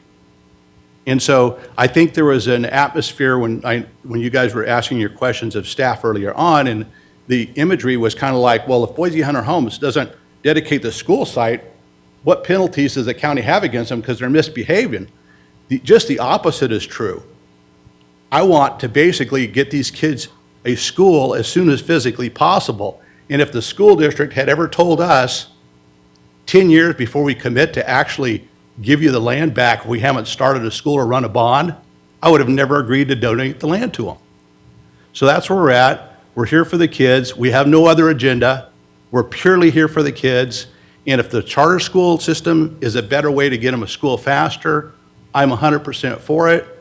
And if West Ada ever would actually commit and step up and say, next year we're running the bond, we guarantee it, you guys come on board, pass or fail, I'd be open to that as well. But today we have a bunch of non-commitment, not lots of nice talk, and we've had a lot of nice talk, and it's been since 2017 to now, so it's been 5 years, going on 6, and we're just kind of tired of being sick and tired. So we ask for your support, and I think West Ada is a fine school district, but quite frankly, I'm looking out for the kids in this community. That's our sole goal and objective. We would ask you to support our amendment. Thank you very much. What questions do you have? Are you done? I'm sorry. I'm done. Okay. What questions do you have? Madam Chair. Commissioner Wickstrom. Thank you, Madam Chair.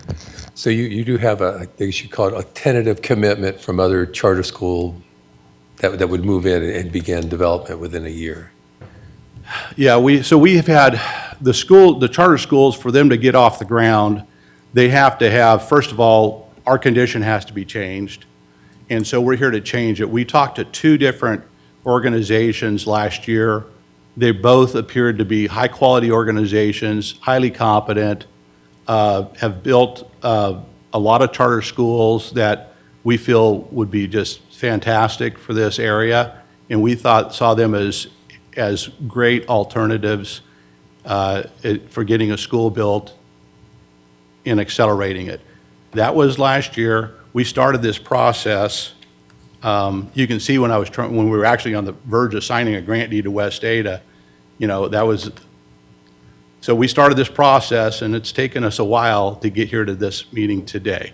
So today, I haven't called up those charter school companies and said, are you guys still ready to go? Are you still highly interested?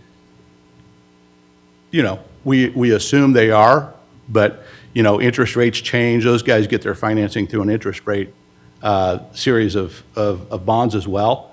But, we're highly committed. I think we will work and try to do whatever it takes to get a school in there if just given the opportunity through relief in this condition. And maybe it ends up being West Ada. Maybe the best thing that happens to some people is they have to compete. And all we care about is compete on timing, so these kids don't have to be riding the bus for an hour a day. We just want the first credible school organization that can build something to come build it. May I follow? Go ahead. And they would be committed to a lot of the suggestions where everybody wanted an elementary school, K through 8 maybe, or K through 5 or 6. And that was something that was agreeable to them. Yeah, we have not pinned down the charter schools on exactly what grades, but they do a range of grades. And what has to happen is, if you guys give us the green light tonight, then, it has to ultimately, I think, go to the county commissioners next. And then once that green light has been given, then these charter school companies have to re-engage with us and/or the homeowners at Dry Creek Ranch, because they need a local board of directors. And our goal is to have them develop whatever school is most compatible with that community. And, we believe it's an elementary school. But we got to get, we got to get past step 1. And some of their schools will go past elementary school, up into middle school, et cetera. One last question. Go ahead, Commissioner Do you see any legal ramifications or problems with West Ada? Should we make a change, or should you change the agreement? Do you see any legal problems for you with West Ada? I see no problems for that, because, and I understand the question that happened earlier about, I think, to Connor, about asking about some of the legal ramifications. From my perspective, I've been in this business for a long time, but from my perspective, the county is the sole conditioner, traffic cop, and authority figure in this equation. And if the county chooses to relieve a condition, change a condition, or modify a condition, it's the county's prerogative to do so. I don't believe there's any fallout to anybody of recourse if you guys modify a condition here. That's my personal opinion. Thank you. Thank you, Madam Chair. Yeah. Commissioner Exton, questions? This time, thank you, though. Commissioner Birch, do you have some questions? I do not. Thank you. Well, we've got several people in the room. They're going to talk, and then we'll ask you to come back later. Thank you. Thank you. I've got several people's names. Amanda? Okay. And Madam Chair, I am going to enter in Mr. Hunter's presentation here as Exhibit 29 for the record. Okay, thank you. Give us your name and address, and we're going to limit you to 3 minutes. Got it. So when you get to 3 minutes, I'm going to say wrap it up, and I'm not being mean. Understood. Good evening. Thanks. Sari DeVore. My address is 7709 West Cardinal Drive, Boise, 83714. Thank you for taking the time. We are here, and I have the privilege of speaking on behalf of 68 residents of Dry Creek Ranch. I was the one, with this group that canvassed the community to get all those signatures that you saw, because we have resounding support in our community to get a school built sooner than West Ada can offer us. A little bit about me. I moved to Dry Creek Ranch in January 2021. I have 3 boys, ages 8, actually, he turns 8 tomorrow, 5 and 3. And we live right by the school site. The reason that we bought in Dry Creek Ranch, I will tell you, is because of the children and the neighborhood. Every neighborhood that we went into to look for homes did not have children out like Dry Creek Ranch. Every time you go visit this neighborhood, you'll see children playing on the street. To give you an example, I live in probably the smallest block in the entire neighborhood, and we have 26 children on our block alone. These children would love a school that they can walk to, bike to, ride their scooters to. And that's the vision that we have for Dry Creek Ranch. And West Ada is saying that they cannot make that a possibility until my children are in high school, much less maybe even out of high school. We are asking today for you to give the option for us to pursue other avenues, including the public charter school.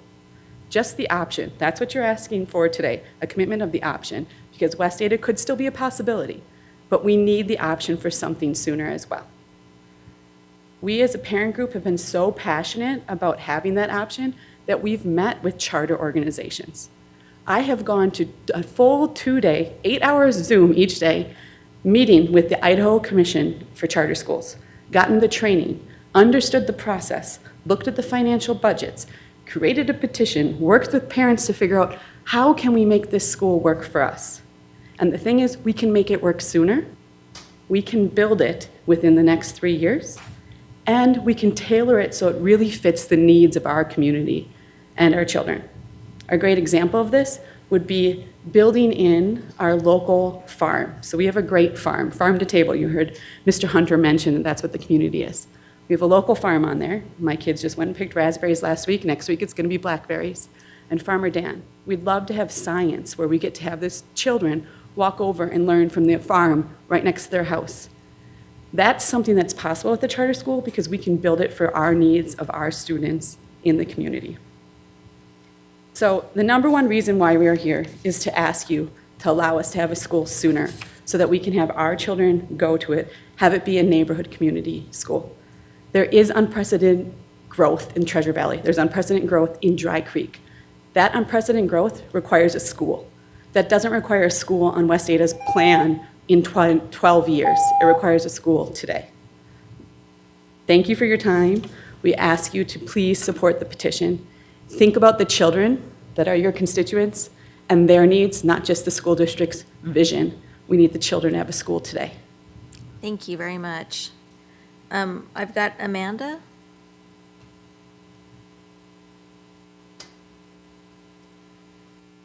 Hi there. Just give us your name and address. I'm Amanda Vuoso. My address is 8415 West Sparks Lake, Boise, Idaho, 83714.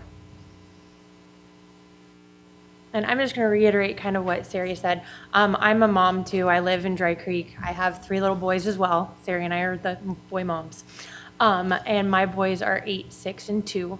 And I was actually, when we moved here and when we bought our property there, I was pregnant with my 2-year-old, and we were excited about it. I remember counting the lots on the plat map because there were 15 houses from the school. It's like the boys can ride their bikes, they can go to school. And now it's like my 8-year-old will be 18, maybe. Maybe he'll be in college, and it doesn't really help him then.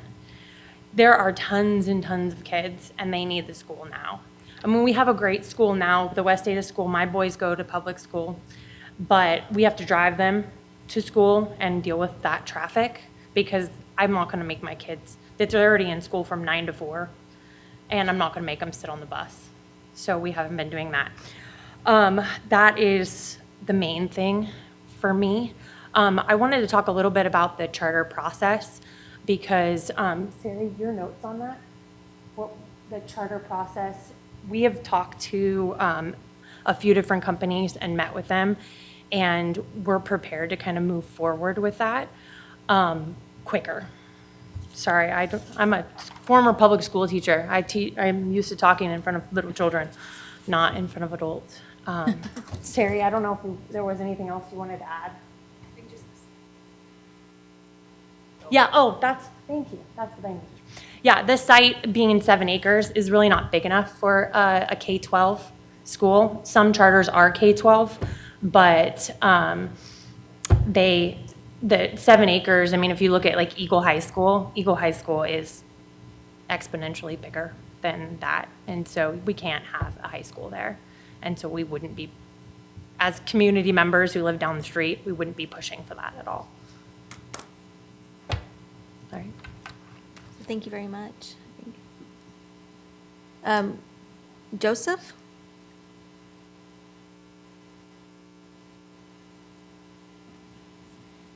Good evening. How's it going? My name's Joe Walsh. I live at 14050 North Almond, Boise, Idaho 83714. And this is obviously a very passionate topic for all of us in Dry Creek Ranch. I'm the father of 5. I'm a resident of Dry Creek Ranch. And, this is a big issue for us. I'm speaking on behalf of my community and my family. We moved here from a community where our kids couldn't really play outside all day long like they do at Dry Creek Ranch, where their school, they were stifled in terms of their growth and development by, mask mandates and remote learning and ideology that didn't align with our values. And we got to Dry Creek, we really found a community of like-minded individuals that wanted to help steer their kids' education and their culture and the values that they're taught in school. And you saw the numbers that Mr. Hunter pointed out, 1,800 homes, right? That's a lot of kids. The vast majority of our community is family with young kids. There's hundreds of families moving in every day, or every year, I should say, with the same kind of goals that we had for our children in bringing them to Dry Creek Ranch. So, I think a charter school is really ideally suited for Dry Creek Ranch because of the families that live there, because we're really going to outstrip the resources that are available in Westata with the massive growth we're seeing in places like Avamore and Dry Creek Ranch. And I think you can see from the people that have spoke, like Amanda and Sarah, that we are motivated. We're organized, and this is a real goal for us, and there's nothing more important to us than our kids' future and their education. So, so please consider this option for us to build the school. Thank you very much. Thank you. Melissa Gamble? Or Melissa? Okay. Ashley? Ashley Christensen? Okay. Tiffany?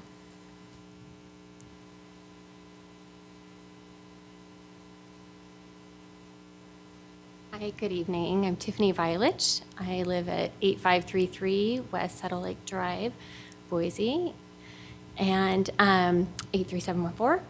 And just to reiterate what everyone else has already talked about, that we definitely want a school sooner than later. We have lots of kids. And I, along with Sari, I also attended a 2-day charter session learning all about Idaho charters. I've been in education for 21 years. I've worked for charters. I'm on a school board. And so whether it's Westata or whether it's a charter, we just want it sooner than later. So thank you for your consideration. Thank you very much. Matthew? Okay. Blair?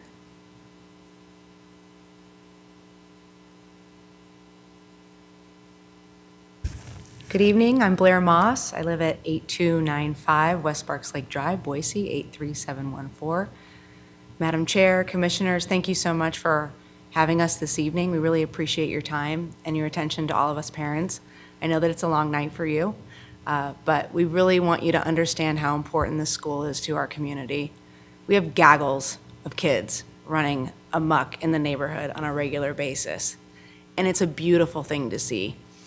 And I also want to say thank you so much to the Hunter family and to Mr. Hunter tonight for the words that he said. His passion is exactly how us parents feel about this site opportunity. We all moved to this development assuming that our young children would have a school to attend. And then when we heard that they possibly wouldn't, and that we'd be sitting in those houses for 10, 12 years raising our kids and schlepping them to a different school, we were all very upset, as you could imagine. So to hear Mr. Hunter and to hear Boise Hunter Homes so passionate about having this as an opportunity for their residents is really, truly an amazing thing, so thank you. We really appreciate that. I am so unbelievably thankful to be living in this community with such like-minded families and parents. And these parents really do care. They've given their all to try and make this school work. And we just need your blessing to ensure that we can have a school soon. The kids are amazing. These kids are laughing, playing. They're going from house to house to house. They're in the pool. They're now playing on the soccer fields. They should have the opportunity to walk to school.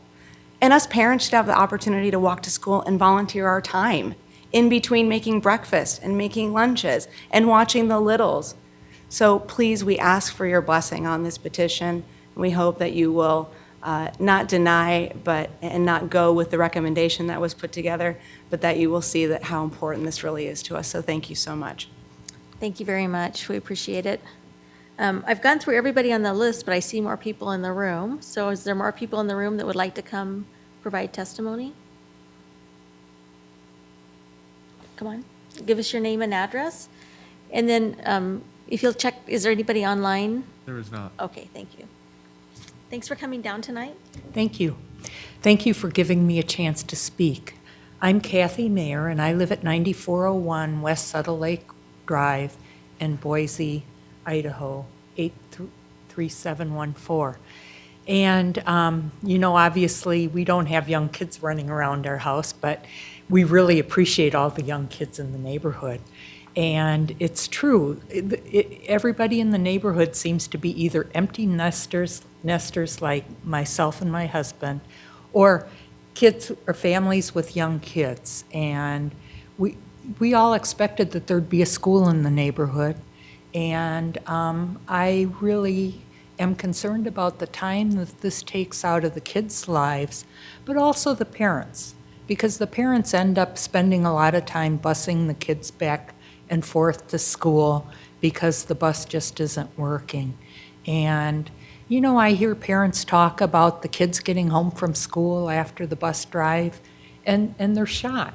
They don't have time to interact with their parents at dinner or play around and do kid stuff because so much of their time is taken getting to and from school. But I agree with everything that's been said and by members of my community and Mr. Hunter, and I appreciate the time and your consideration of this proposal. Thank you. Thank you very much. We appreciate it. Are there anybody else? Go ahead and come forward. Give us your name and address. And a show of hands, is there anybody else that wants to talk? Okay. My name is Peter Pearson. I live at 9401 West Settle Lake Drive in Dry Creek Ranch. I wanted to take maybe a different look at this. There are sort of three questions or three points that I wanted to bring up. One is yes, there was this agreement made in the history of the Dry Creek Ranch development that was we're going to give this land to the West Ada School District, presumably as part of the process of getting permission to do the development. And it looks a little indecorous to come back years later and say, well, we want to change that part of the agreement. And that's just one point that I'm sure is in everybody's mind. But I think you also want to look at if this change to the agreement is made, who is helped and who is hurt. And as for the who is helped, I think you've been hearing from the parents of the community that they feel that it would help them a lot. As to who is hurt, it's a lot less clear that anybody is being hurt. Certainly the West Ada School District would rather have this property than not have the property, but how big a deal this is for them seems dubious if they're not planning on doing anything with the property for 10 years or more. And also, it's not like the West Ada School District would be losing something that they had paid for. It seems like this grant of land was more something that was going through the county to the school district as part of the permitting process. So I guess maybe I should shut up now, but thank you for your attention. Thank you very much. We appreciate you coming forward, and I know it takes a lot of energy to do that, so we appreciate it. Okay, is there anybody else before I close this part of the hearing? No hands? I don't see any more hands. We've got some questions for Mr. Lindstrom. So let's ask our questions of Mr. Lindstrom. Commissioner Birch, do you have any questions for Mr. Lindstrom? Just a practical question. If we follow staff's recommendation and deny the request of the applicant, then the applicant can appeal this to the Board of County Commissioners like any other decision that we make. Is that correct? So, Madam Chair, Commissioner Birch, this is actually a recommendation by the Planning and Zoning Commission. So you are a recommending body here that this will go on to the Board of County Commissioners either way. So whether or not you recommend denial or you recommend approval, the board will have the final say on this. Thank you, Mr. Lindstrom. I have a follow-up question. If we choose to do approval, which means that that's contrary to how you have it written out, we would table it and then we would do that at the next meeting, and so it kind of delays it. Madam Chair, yeah, so we would, if you did choose to recommend approval, we would have to table for revised findings. Is that correct? Yeah. And then it would go to the board after the findings are signed. So it basically delays the process. That is correct. Okay, thank you. I just want to be clear. What other questions do you have for Mr. Lindstrom? Nothing at this time. And the applicant might be able to answer this question, but do we have anything in our records that says the Boise, or the Meridian School District plans to build a school that's going to serve 700 children, and the number of children that they expected to serve at that location? Madam Chair, no, I don't believe we have anything in our record. The best thing you have is this exhibit. I believe it's exhibit number 24. It talks more about the current school situation, and it talks about the need for the school, but it does not talk about a specific number as far as I'm aware of. Okay, so there was no, like, discussion of the school needs to be this size, or was the original agreement strictly elementary, or was it just school site? Madam Chair, it is school site. When you look through the development plan, it was, the idea was that it's going to be an elementary school site, but the specific condition of approval in that language talks about just a West Ada School District site designation. And I might have this confused with another project, but at one time, was there going to be a bigger school site that got downsized, or am I thinking about a different project? Madam Chair, when we look back through the development the development plan, it did discuss that this could approximately be about 9 acres. Formally, though, when this agreement was adopted, it was settled on the 7 acres. So maybe that's what you're referring to. Okay, thank you. What other questions do you guys have?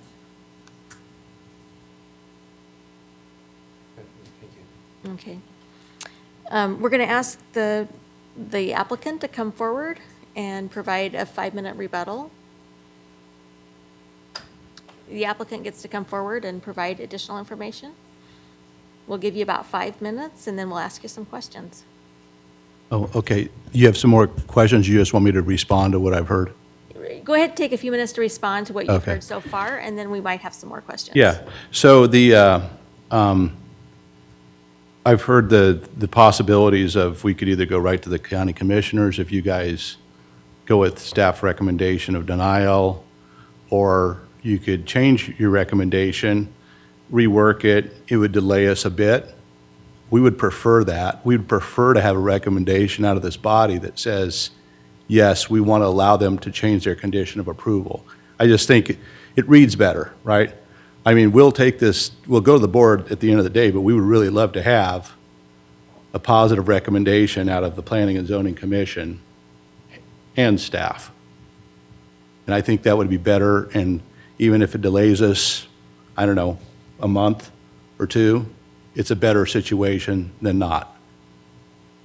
That's our thoughts. Okay, any other comments that you want to respond to?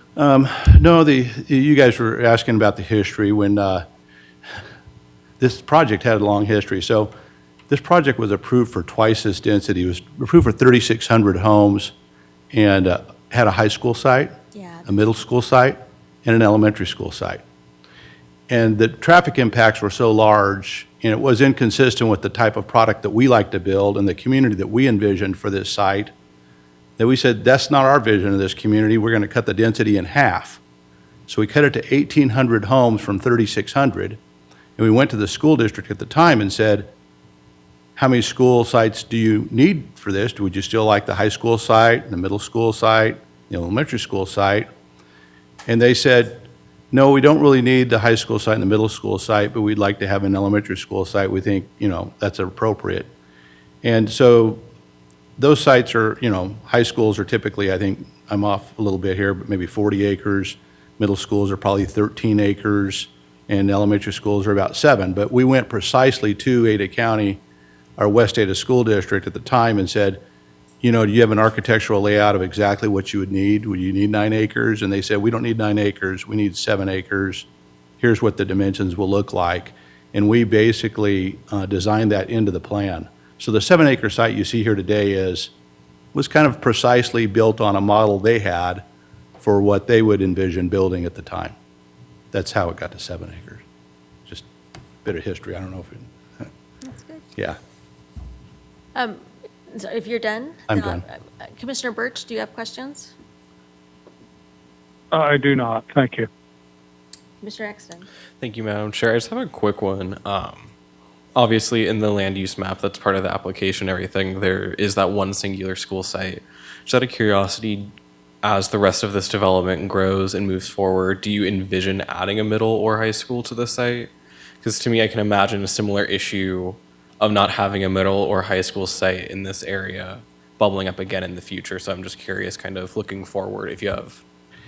Yeah, so looking forward, we were driven by this overall recipe that West Ada had, and they were the ones that told us at the time, we don't see enough students coming out of here of that age bracket that would supersede the logistical location for the site we currently have in mind.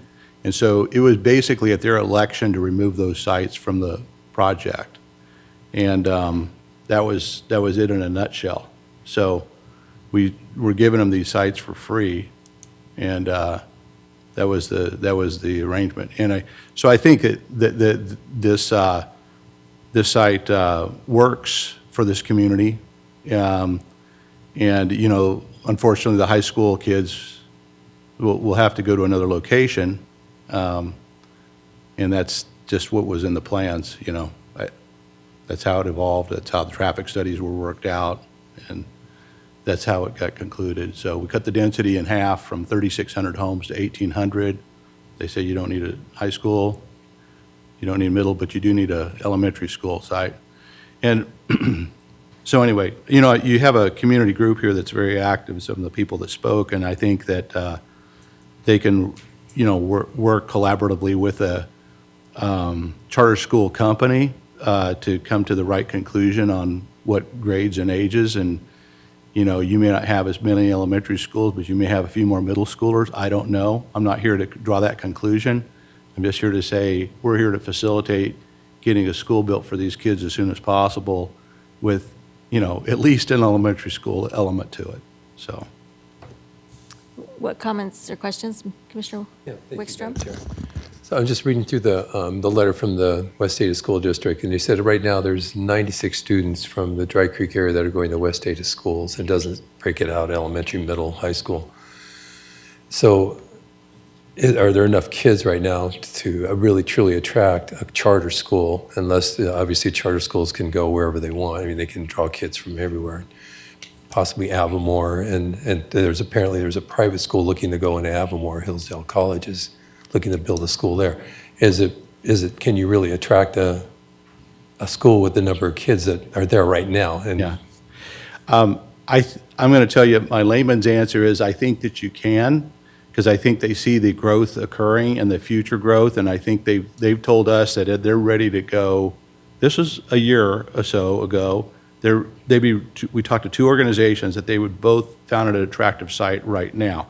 Now, I have been informed that, from Stephen that works with us, that there's a gentleman in the audience with us, with a charter school company that we have talked to. I haven't seen them in a while, but anyway, and they could probably answer a lot of questions for you if you have them. But our goal wasn't to work out all the and sundry details of a charter school detail. I want to have the community basically work through that, all those details with them, along with us. But it was simply to get a green light to go to an option of having this as a fair alternative, so that school construction will not be delayed for the kids in the community. So I think they like it. I think they find it ripe in the process, and they see continued growth there. I mean, we're selling houses still consistently every month. I mean, the market's taken a minor pause here with interest rates jacking up, but that community is still a vibrant community that's going to have an ongoing increase in population every month. So follow along to that question. When do you think the community will be built out? What's that? When will the community be built out, the 1,800 houses? Yeah, Like, is that 10 years out? And That's a good question. So, the projections we're not horrible at and we're not great at, but we've always anticipated that there'd be about 100 new homes a year built in this community. And on the low end, you could go in a bad year 75, and on a good year, maybe it's 125. But we've always said, for purposes of our sewer plant and our water company and other planning efforts, that we think it's about 100 to 125 homes a year type community. And so, you have about 400, I'll call it homes either occupied or under construction today. And if you had 1,800 minus 4, that's 1,400. That's about, if you divide it by 125, you're probably about another 10 years that project will take to build out. Just on average, and that's Kentucky windage. That's not really ultra precise, but call it a 10-year to 12-year build out. so in your comparisons, or you're talking to charter schools and talking to the West Ada School District, are you talking about similar sized schools? So is the West Ada planning to build a 900 or a 700 student school, and the charter school's planning to build a 250 student school? I mean, that would be a pretty big difference, and so there wouldn't be any place for the rest of your kids. I can't remember exactly what the two charter school companies told us they would have in terms of schools, kids in this school, but I think they're all on the order of thinking that these things mature, and I could be wrong. I'm willing to be corrected by anybody that's more knowledgeable than me, but that they might have 500 or 600 kids in these schools at maturity. Peak. Some people, right? The population ages, and you have a lot of little. I mean, today you've heard these mothers in the community. It's a very vibrant community with a lot of little kids. Mm-hmm. There are a lot of little tiny school-age kids there. And, elementary school kids right now. So it seems like a young community, but, it can, we have some empty nesters as well. And as time goes on, the population curve changes a bit. So hard to say, but I'm thinking, these guys were thinking, there might be on the order of a few hundred students in this school. I've heard numbers. I can't remember all these numbers. 300 to 600. Okay. And if anybody has better data or thought process or estimate, I'm all ears. I'm not really interested in opening Yeah. up the meeting for new people. So, Okay. So All we're right. going to have to let your estimates be your I'm estimates saying for 3 to today and, 300 to 600 kids. okay. Yeah, at maturity.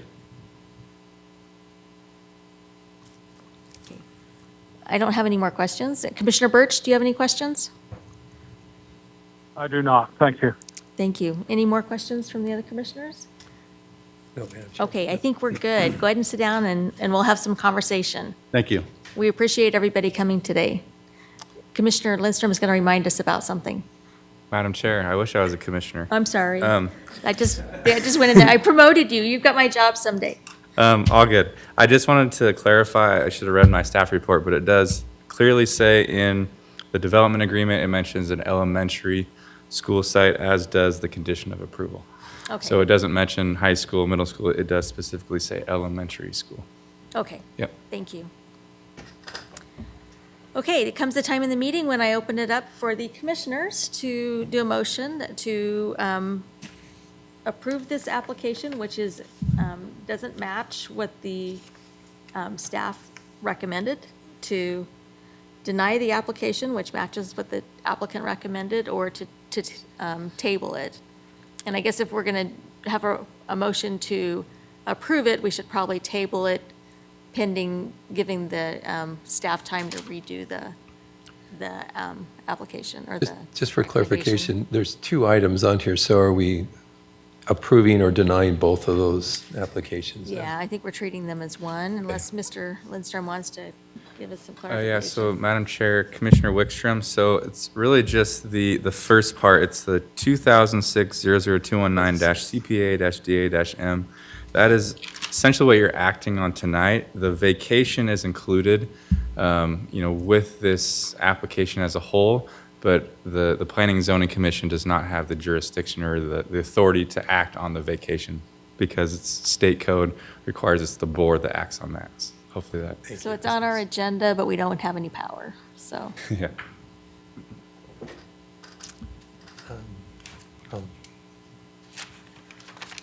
Madam Chair, Commissioner Wickstrom. based on the findings of fact, conclusions of law contained herein, the testimony from the public hearing, I recommend approval of project 2006-00219 CPA-DA-M to the board. And then would you just finish that motion and say we're going to facilitate that by tabling it to the next meeting?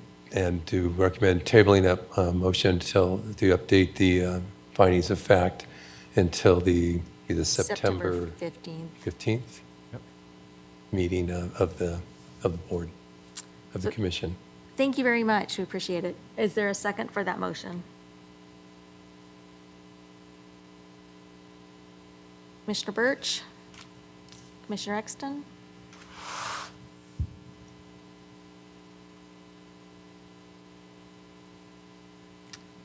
I'm not hearing a second, so I'll look for a second motion unless somebody wants to second that motion. So is there another motion that the commissioners want to provide?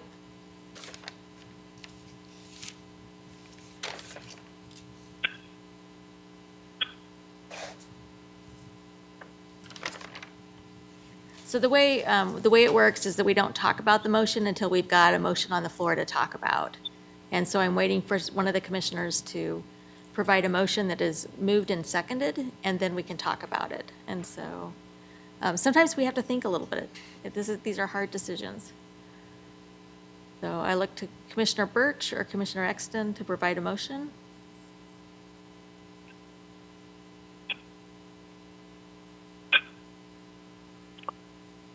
This is Commissioner Birch. I had to relocate so I could actually watch the proceedings. So I don't have the paperwork in front of me. If Commissioner Exton makes the motion to accept the staff recommendation, then I will second it. Okay, Commissioner Exton. Madam Chair, based upon the findings of fact, conclusions of law contained herein in the testimony from the public hearing, I move to recommend denial of project 2006-00219-CPA-DA-M and 202201-329-VAC to the Board of County Commissioners. And Commissioner Birch seconded that motion. I second, yes. Thank you very much. Go ahead, Commissioner Exton, and give us your thought process. I will admit, for me, looking at this very long term in that perspective, I feel like there's not a good enough plan for the future. Because to me, when I look at this project as a complete package, okay, you have an elementary school, in this specific moment, those 96 kids don't have to ride the bus, perfect. But then what happens when they reach middle school age or when they reach high school age? They're probably going to be in a very similar predicament. It doesn't seem like, given what was presented today, that there is essentially a contingency plan for a middle or high school to serve those kids. So that's kind of one of my main reasons for recommending denial. I also will admit,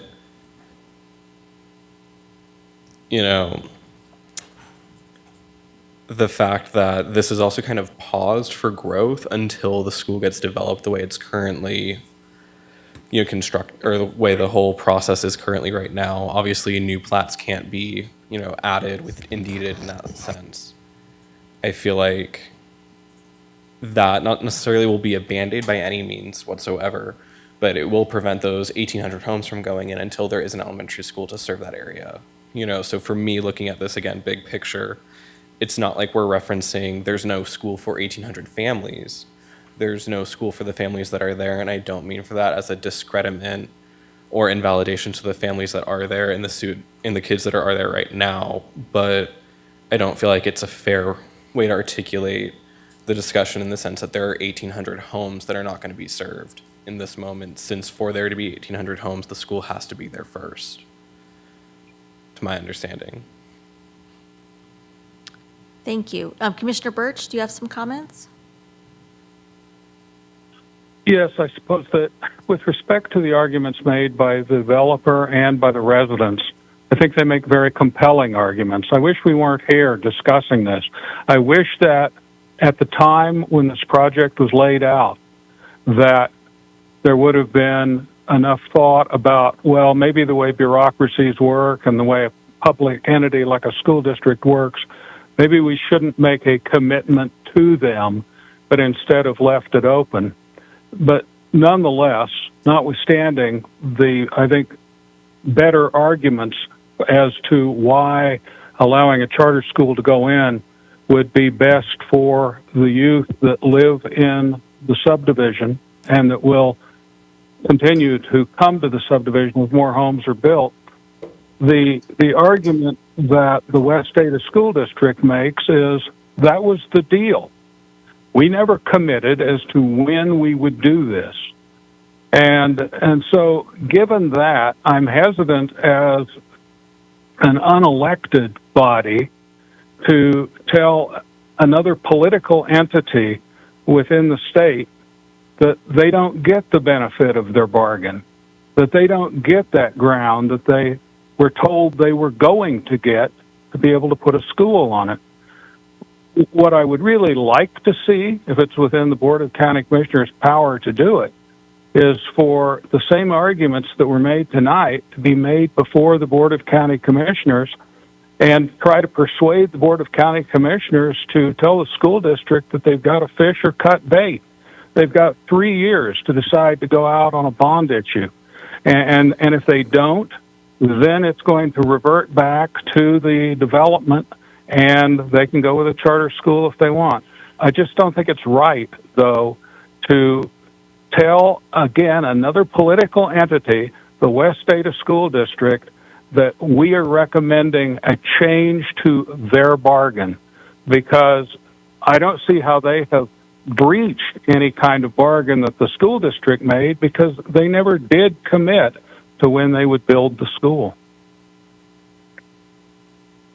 Thank you, Mr. Birch, Commissioner Birch. Commissioner Wickstrom, do you want to have some comments? Yes, thank you, Madam Chair. I guess one thing I wrote down was that, and it is, what I wrote down was just thinking that the West Ada School District needs to act in good faith and to be promised land. And then when it comes down to having it deeded to them, we'll figure out what we're going to do within 10 years. And maybe it doesn't make sense for them to build a school there, that they don't see that there's enough kids and they have capacity in other schools in order to meet the needs of the neighborhood as far as they're concerned. So why should they build? So why not turn that land over to somebody who can make the decision themselves as well, whether it's worthwhile to build a school there? Charter schools are very popular. They would draw from the neighborhood. They would draw from nearby Avamore and neighborhoods that are nearby Eagle.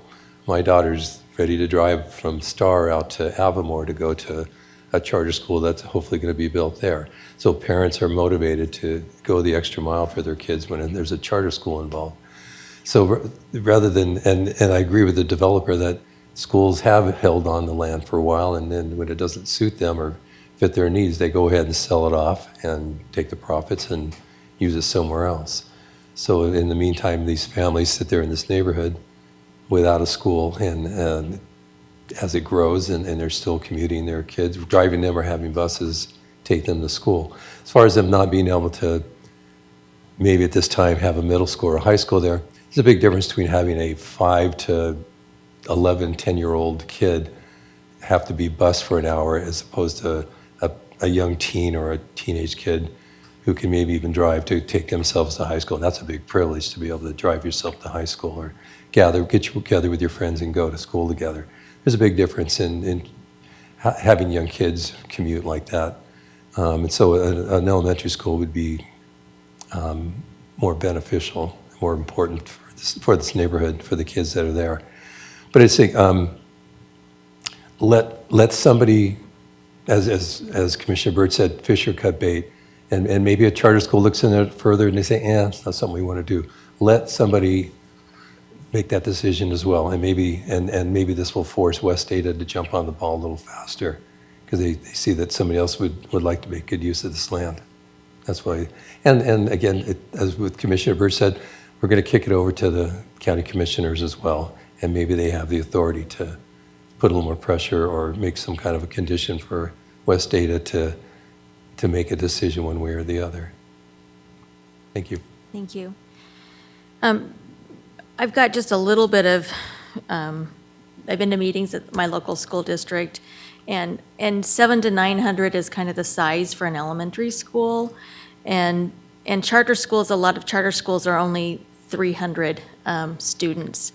And so what I'd want to make sure that when this goes to the county commissioners is that there be some discussion about how big the schools are going to be, that they're going to be similar sized schools, because I'm really worried about this being an undersized school that doesn't fit the needs for the 1,800 houses that are built out when it's a charter, if it's a charter school when it's built out. And I'm agreeing with Commissioner Birch in that this was an agreement that was made with West Ada in good faith a long time ago, and I think I appreciate the information that was provided about them saying they can't do anything for 10 years. I do agree with Commissioner Birch that setting a time limit and deciding what they're going to do would be very appropriate for our Board of Commissioners to do. And I think coupling setting a time limit and making sure that the school built is similar in size to a typical Meridian School District school so that we are having enough spots for all the students. I'm really worried about the school being small and then only fitting the first 800 houses in the subdivision, and then the last 1,000 houses don't have enough space. And I'm seeing a lot of head shaking, but that's not any of the information that we were presented. And so that would strengthen the case when you go to the county commissioners and talk to them. But I don't feel good about telling West Ada that this thing that you thought you had, that you've been doing your planning on for the last years, you don't have anymore because we made that decision. That doesn't feel like that is in our role right now. And so we know that it's going to the county commissioners and this testimony will be there and there are lots of questions. And I think that that with a different set of facts or a different set of authority, that might be, I might have a different feel for this. So, Commissioner Birch, do you have any more comments? No, I don't. Thank you. Commissioner Exton? I just wanted to say I agree with everything Commissioner Birch said and echo what you said as well about how it doesn't feel like it's also our role to essentially tell West Ada you're out of luck and make that decision for them, even though it is a recommendation to the board. I do understand that our recommendations do carry weight in that sense, and I also don't feel comfortable recommending to our elected body of the county commissioners to essentially tell West Ada, you took a little too long. I certainly think those are good comments, and I certainly think that they're, I appreciate the energy that's here, and I appreciate people bringing up the issue, and I think if we can get people to decide which direction they're headed, that might be helpful. So, Commissioner, do you have any questions or any Just comments? comment. I agree with your Your idea as far as the size of the school, 7 acres is not very big. I was just up in Middleton, and there's schools there, 11 and 13 acres, a couple of them over there. So the size of that lot would be more conducive to a charter school than a public school. I was wondering when West Ada got around to it, if they would look at it and say, geez, we have a school that, we want to have 600-700 kids in an elementary school, but it's really hard to put that many kids on a 7-acre lot. And they wouldn't find it to be usable for them. Yeah, I'm not a school lot expert, but Yeah. but I would want to make sure that we're comparing apples to apples.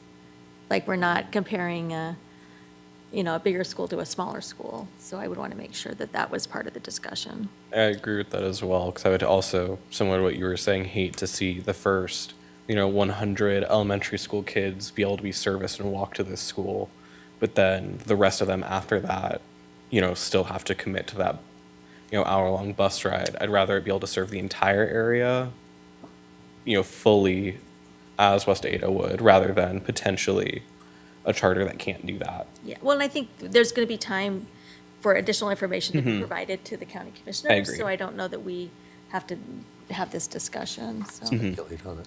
Yeah, I'm sure that there'll be lots of good information provided, so. Any more comments before we do a vote? Nope. And so the vote right now, and I don't have the thing open on my monitor, but the vote right now is to agree with the staff recommendation to deny this project as a recommendation to the county commissioners. And all those in favor with that motion, please say aye. Aye. Commissioner Birch says aye. And I'm going to say aye, and all those opposed, please say aye now. And so the vote was 3 in favor of the denial and 1 against the denial. And we appreciate everybody's time coming down tonight, and we encourage you to go to the next meeting and bring the same information forward, so.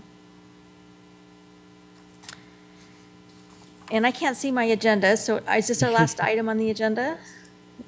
Okay, and then we've got the minutes, which is next. So we've got the minutes from the July 28th meeting, and thank you, Commissioner Birch, for being the person in charge of that meeting. Thank you. Is there a motion to approve or change these minutes from July 28th? Madam Chair, Exton. I move to approve the minutes from July 28th, 2022. And all those have been moved and seconded, but Commissioner Wickstrom seconded. All those in favor say aye. Aye. And I'll say aye. Aye. And Commissioner Birch said aye, so the minutes are approved. And then you'll let us know what happened at the county commissioners meeting last night. Yeah, This thank looks you. like a fun one, right? Yeah, Madam Chair, Commissioners. It was a pretty full agenda, and they got through it pretty quickly. We had a total of 9 items, and I don't believe any of them had requested to tables, so they heard all 9 items. First item was that Cal Lily subdivision out there on Victory Road. I think you spent some time with it. There was some dispute with the The neighborhood neighborhood to the east and a drain field on this site and how that was all going to work. And they finally got it resolved. The neighbors and the developer figured out how to get that in the right place. And so the board approved that preliminary plat. And it involved an agreement regarding a drain field. It involved dedication of some existing open space areas in the form of common lots that were created. So anyways, took a while to get there, but they got that one done. Feel free to ask questions along the way, by the way, if you have any questions on those.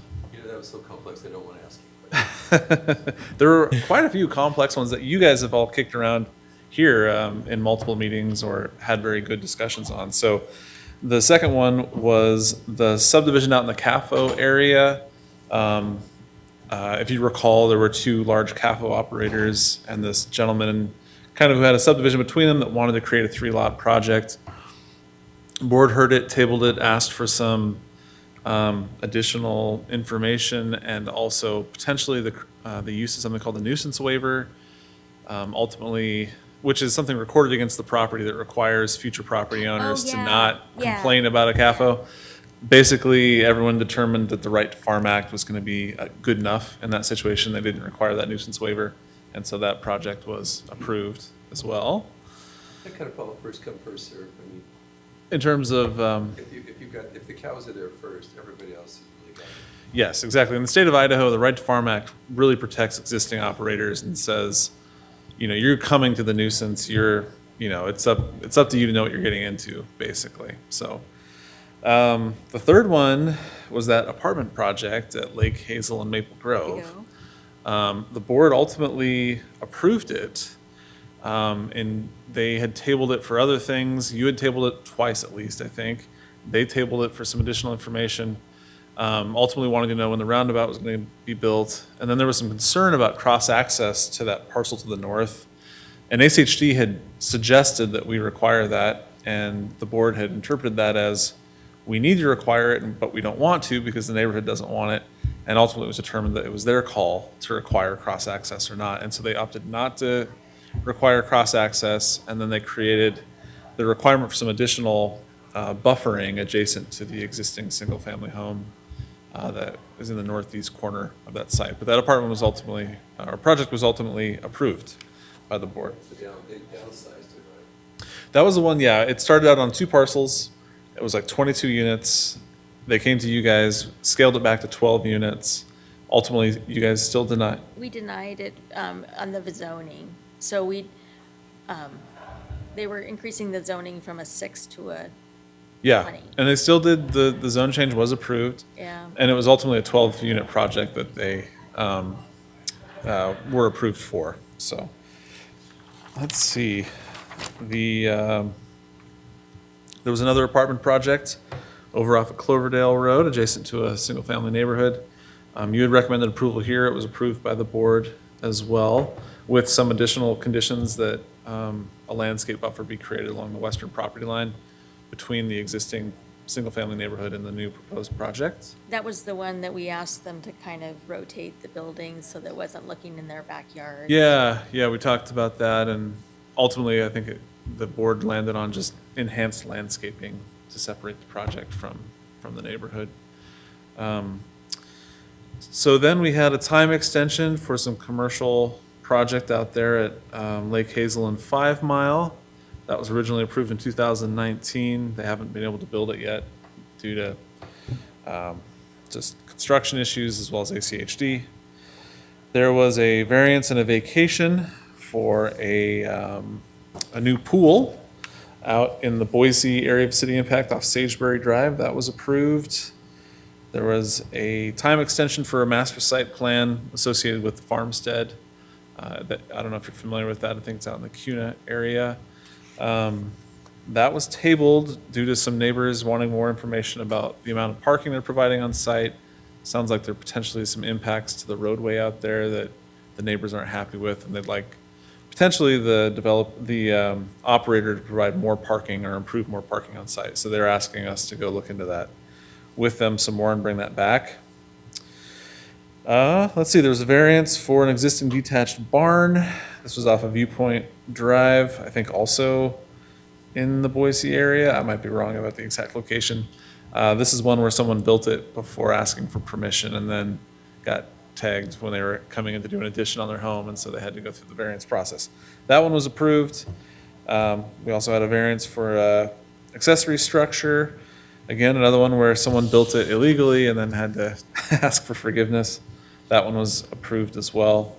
And then finally, there was a reconsideration by the board for a cell tower on Floating Feather Road. I don't know if you recall that one. You recommended approval. The board overturned your approval and denied the project.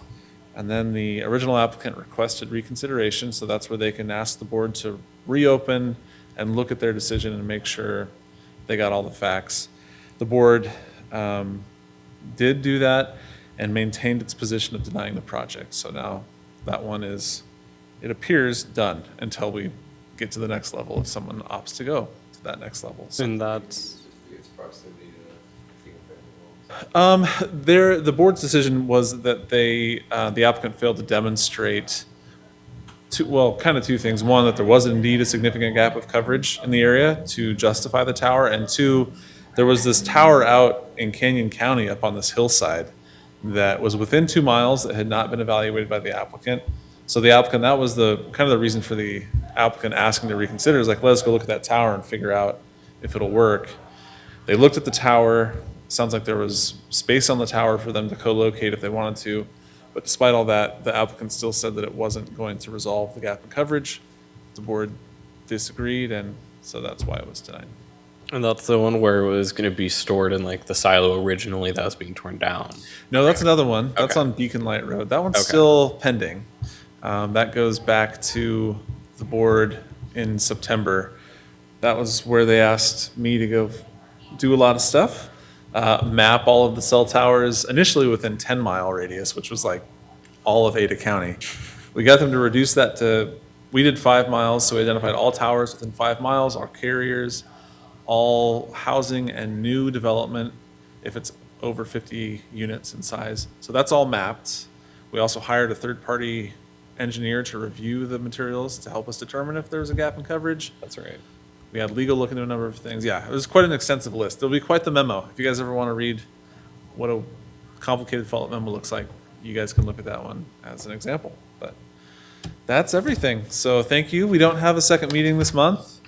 We almost did. You guys almost tried to schedule yourself for another meeting. But so yeah, we'll see you in September. It looks like it's going to be a busier agenda. We'll see what gets tabled at that meeting. But yeah, thanks for everything. Thank you. Enjoy the rest of your summer. Thank you, Commissioner Birch, for joining us. We appreciate it. Yeah, thank you for tolerating all of the technical problems. You did great. No. We're just happy you survived the storm, whatever that was out there. That Commissioner Beck brought up. So, Yeah. Or not Commissioner Beck, Director Beck. Okay. Thank you. Thanks a lot. Have a good night. Thanks, everyone. Thank you. Which one? The deny one?